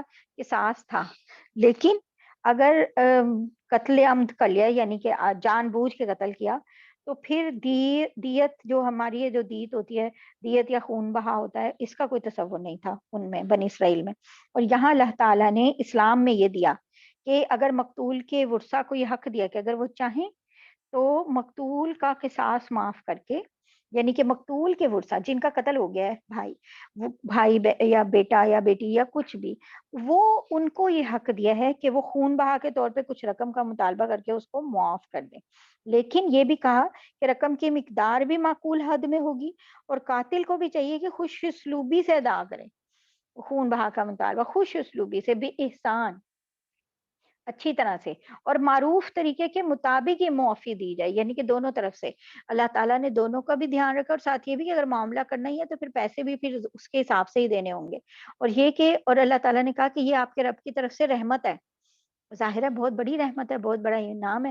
فمن اعتدی بعد ذلک فلہ عذاب علیم، اور اس کے بعد بھی کوئی زیادتی کرے تو پھر تو وہ دردناک عذاب کا مستحق ہے، یعنی آزادی، یہ بھی زیادتی اگر ہو رہی ہے کہ قاتل جو ہے وہ اچھے طریقے سے نہیں، وہ ان کو یعنی زبردستی کہہ رہا ہے کہ چلو چلو معاف کرو مجھے، اور صرف اتنے ہی پیسے دوں گا، اس سے زیادہ نہیں، بلکہ پیسے بھی نہیں دوں گا، بس ایسے ہی جیسے یہاں پہ آپ آج کل چلتا بھی ہے۔ بہرحال وَلَكُمْ فِي الْقِصَاصِ حَيَاةٌ يَا أُولِي الْأَلْبَابِ لَعَلَّكُمْ تَتَّقُونَ، اور اے عقل رکھنے والو، تمہارے لیے قصاص میں زندگی کا سامان ہے، امید ہے کہ تم اس کی خلاف ورزی سے بچو گے، یعنی کہ ایک لوگ کیا سمجھتے ہیں کہ بھائی اچھا جان کے بدلے جان، چلو اس کے بھی تو گھر والے ہیں نا، چلو اسے چھوڑ دو، اور آج کل کیا ہے، کتنی بڑی بڑی سلطنتیں ہیں، سب کچھ ہے، کتنے بڑے سارے جو کنٹریز ہیں، وہ تو کوئی بھی کنٹری جو ہے پھانسی کو، ہینگ ہونے کو، کوئی جان کے بدلے جان کو کوئی بھی اچھا نہیں سمجھتا، اتنے بڑے بڑے لاز بن چکے ہوئے ہیں کہ نہیں، جان کے بدلے جان نہیں، ٹھیک ہے ساری زندگی جیل میں ڈال دو، مارنا نہیں ہے اس کو۔ کتب علیکم اذا حضر احدکم الموت ان ترک خیرا الوصیۃ للوالدین والاقربین بالمعروف حقا علی المتقین، اور اے عقل رکھنے والے، تمہارے لیے قصاص میں زندگی کا سامان ہے، امید ہے تم اس کی خلاف ورزی سے بچو گے۔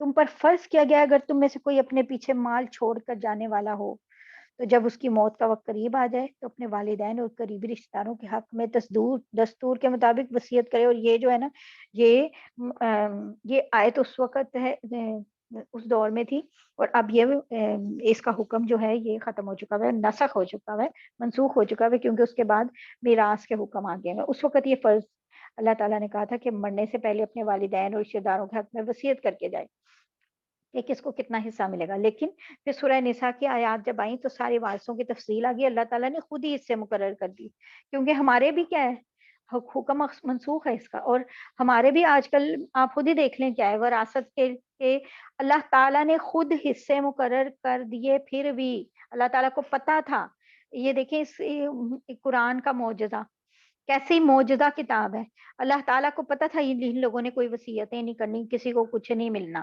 سارا کچھ بیٹے لے جائیں گے اور بیٹیوں کو کچھ نہیں ملے گا. تو بیٹیوں کے لیے اللہ تعالیٰ نے وراثت کا قانون بنا دیا, قرآن میں اتار دیا. فَمَن بَدَّلَهُ بَعْدَ مَا سَمِعَهُ فَإِنَّمَا اسْمُهُ عَلَى الَّذِينَ يُبَدِّلُونَهُ ان اللہ سمیع علیم. پھر جو شخص اس وصیت کو سننے کے بعد اس میں کوئی تبدیلی کرے گا تو اس کا گناہ ان لوگوں پہ ہوگا جو اس میں تبدیلی کریں گے.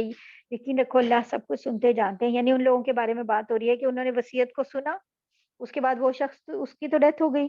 تو اب اگر وہ جو لوگ وصیت سننے والے تھے وہ اپنی مرضی سے وصیت کو بدل لیں تو اس کا گناہ ان لوگوں پہ ہے جو کہ اس میں تبدیلی کر رہے ہیں, چینج کر رہے ہیں. تو اللہ تعالیٰ تو سب کچھ سنتے اور جانتے ہیں. وہ یہ اللہ تعالیٰ انہیں بتا رہے ہیں فمن خاف من موسن. دیکھیں کیسی بات ہوتی ہے کہ پتہ ہوتا ہے سب کو. فمن خاف من موسن جنفا او اسما فاصلح بینہم فلا اثم علیہ. ہاں اگر کسی شخص کو یہ اندیشہ ہو کہ کوئی وصیت کرنے والا بے جا طرفداری یا گناہ کا ارتکاب کر رہا ہے اور وہ متعلقہ آدمیوں کے درمیان صلح کرا دے تو اس پر کوئی گناہ نہیں ہے. یعنی کہ کوئی وصیت کرنے والا ناانصافی سے کام لے رہا ہے اور کوئی اور اسے سمجھا بجھا کے اپنی وصیت میں مرنے سے پہلے پہلے تبدیلی کرنے پر یعنی چینج کرنے کے اوپر کوئی اس کو تیار کر لیں تو پھر یہ جائز ہے کہ بھئی تم یہ غلط کام کر رہے ہو. مرنے سے پہلے پہلے اگر وہ چینج کر لے, لیکن یہ ہے کہ اس کے بعد چینج کرا دے, چینج کر لے جب وہ بندہ نہیں رہا تو پھر یہ نہیں ہو سکتا. بہرحال یہ اس کا وصیت کا کیونکہ حکم ہی منسوخ ہے. ان اللہ غفور الرحیم, بے شک اللہ تعالیٰ بہت بخشنے والے بڑے مہربان ہیں. یا ایھا الذین آمنوا کتب علیکم الصیام کما کتب علی الذین من قبلکم لعلکم تتقون.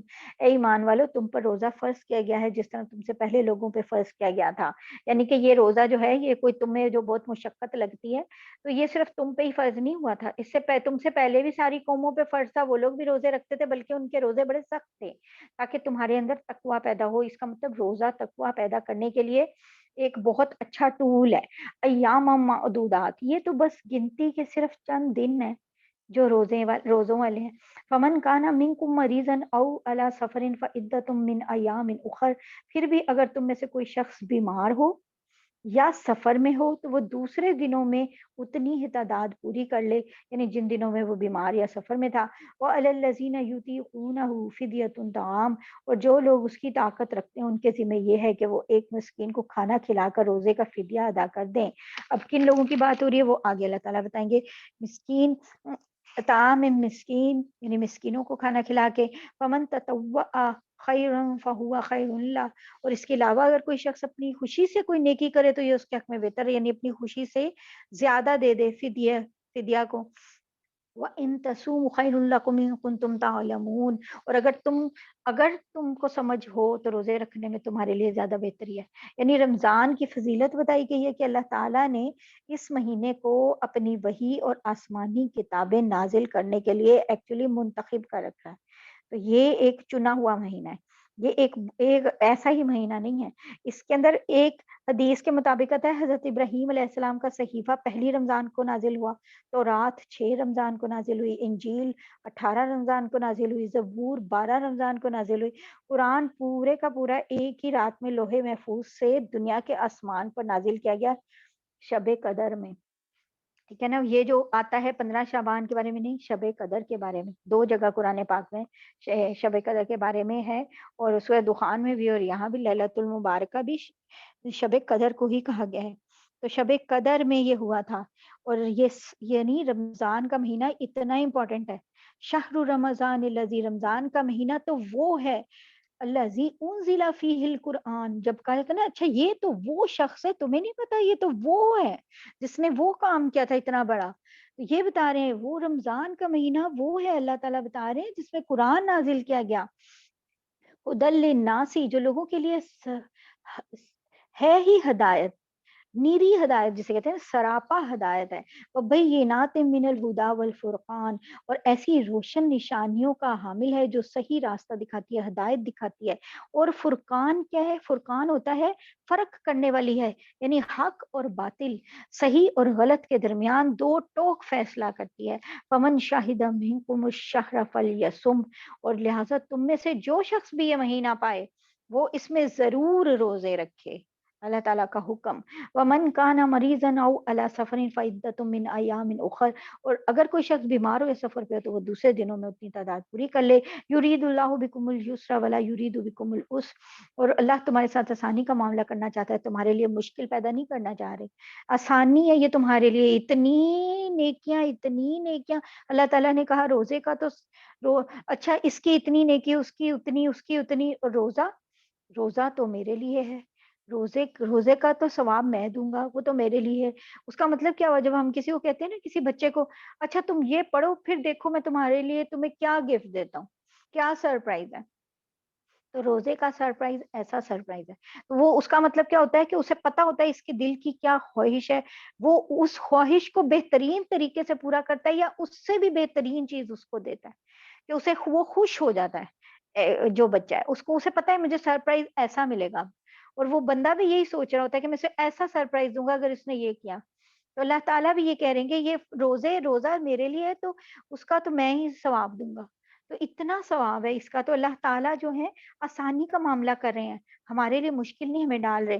ولی تکملوا العدۃ ولی تکبروا اللہ علی ما ھداکم ولعلکم تشکرون، اور تاکہ تم روزوں کی گنتی پوری کرو، اور اللہ نے تمہیں جو راہ دکھائی ہے اس پر اللہ کی تکبیر کہو، اور تاکہ تم شکر گزار بنو.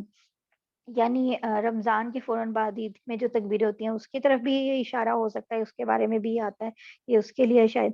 وَإِذَا سَأَلَكَ عِبَادِي أَنِّي فَإِنِّي قَرِيبٌ، اور اے پیغمبر، یہ میری جو ون آف دا فیوریٹ آیتیں ہیں ان میں سے یہ آیت ہے.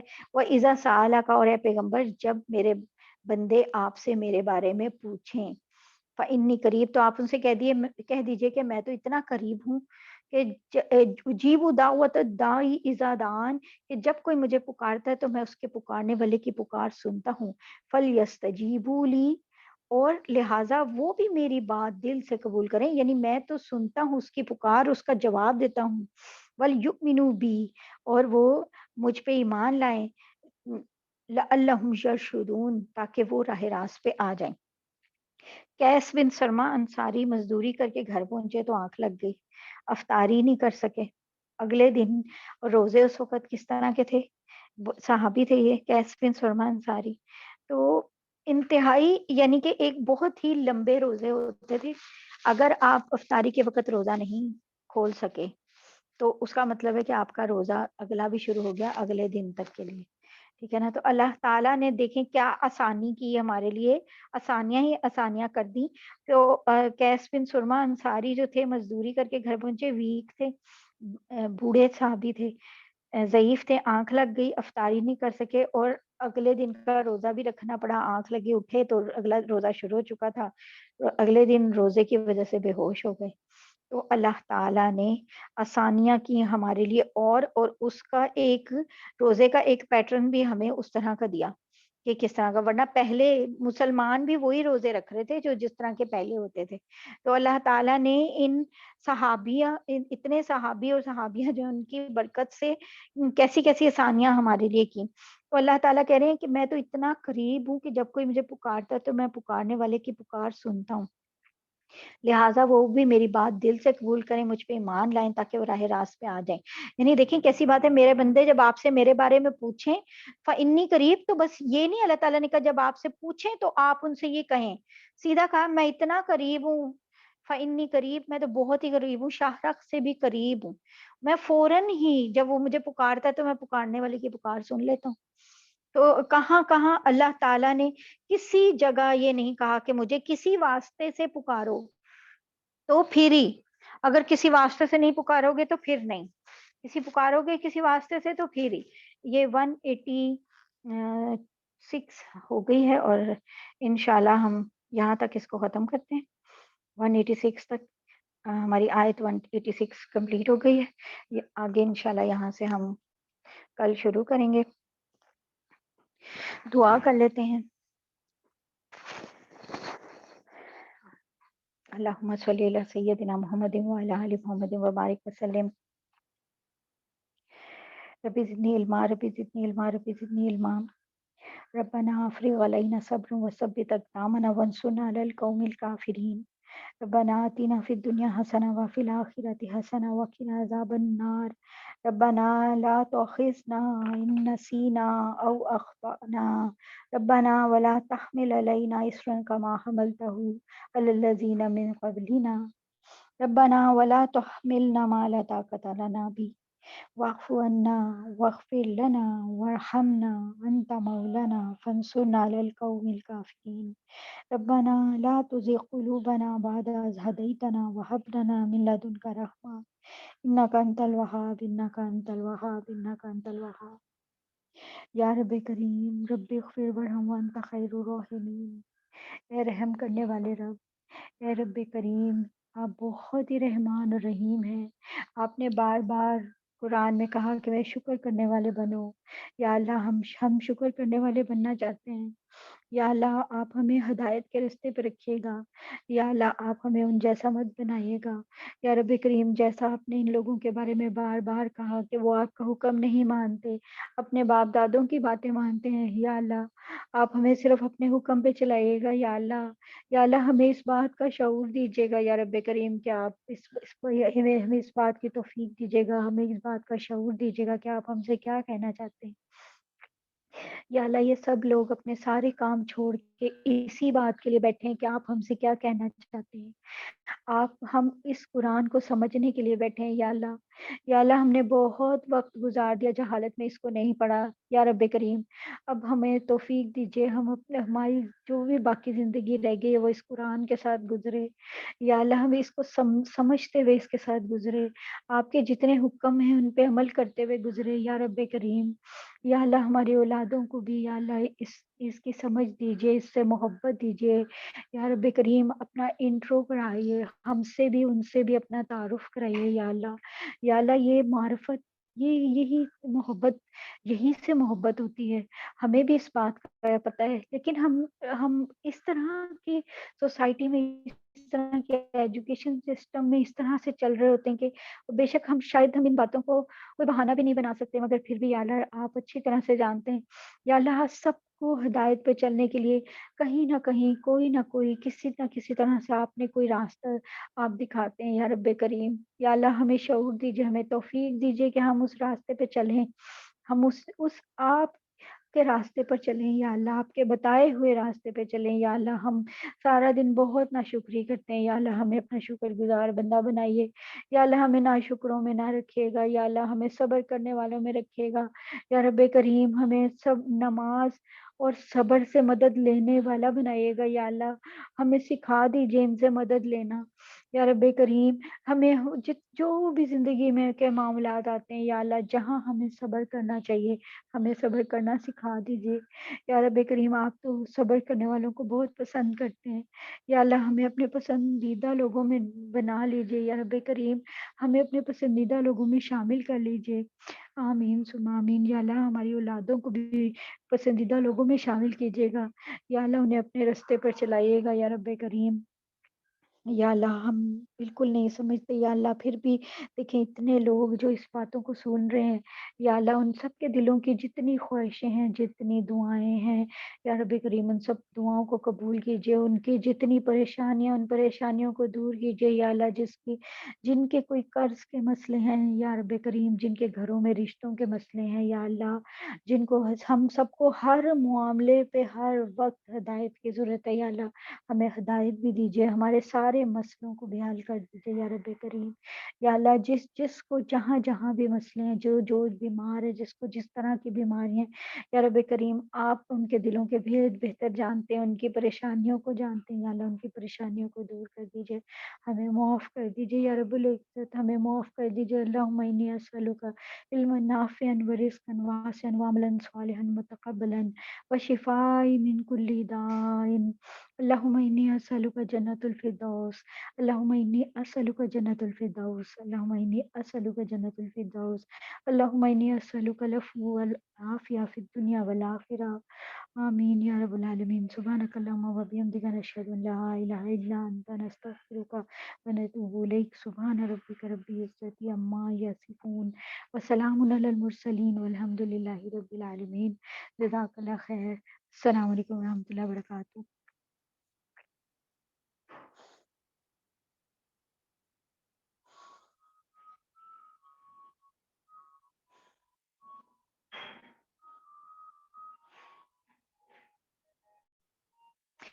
اچھا ٹھیک ہے، ہم کوشش کریں گے کہ ٹائم اگر کم زیادہ ہو سکتا ہوگا نا نماز کا، ایکچولی 10 منٹس بھی کم کم لگ رہے ہیں تو ہم 2-3 منٹس اوپر اور کر لیتے ہیں، بس یہی کر سکتے ہیں۔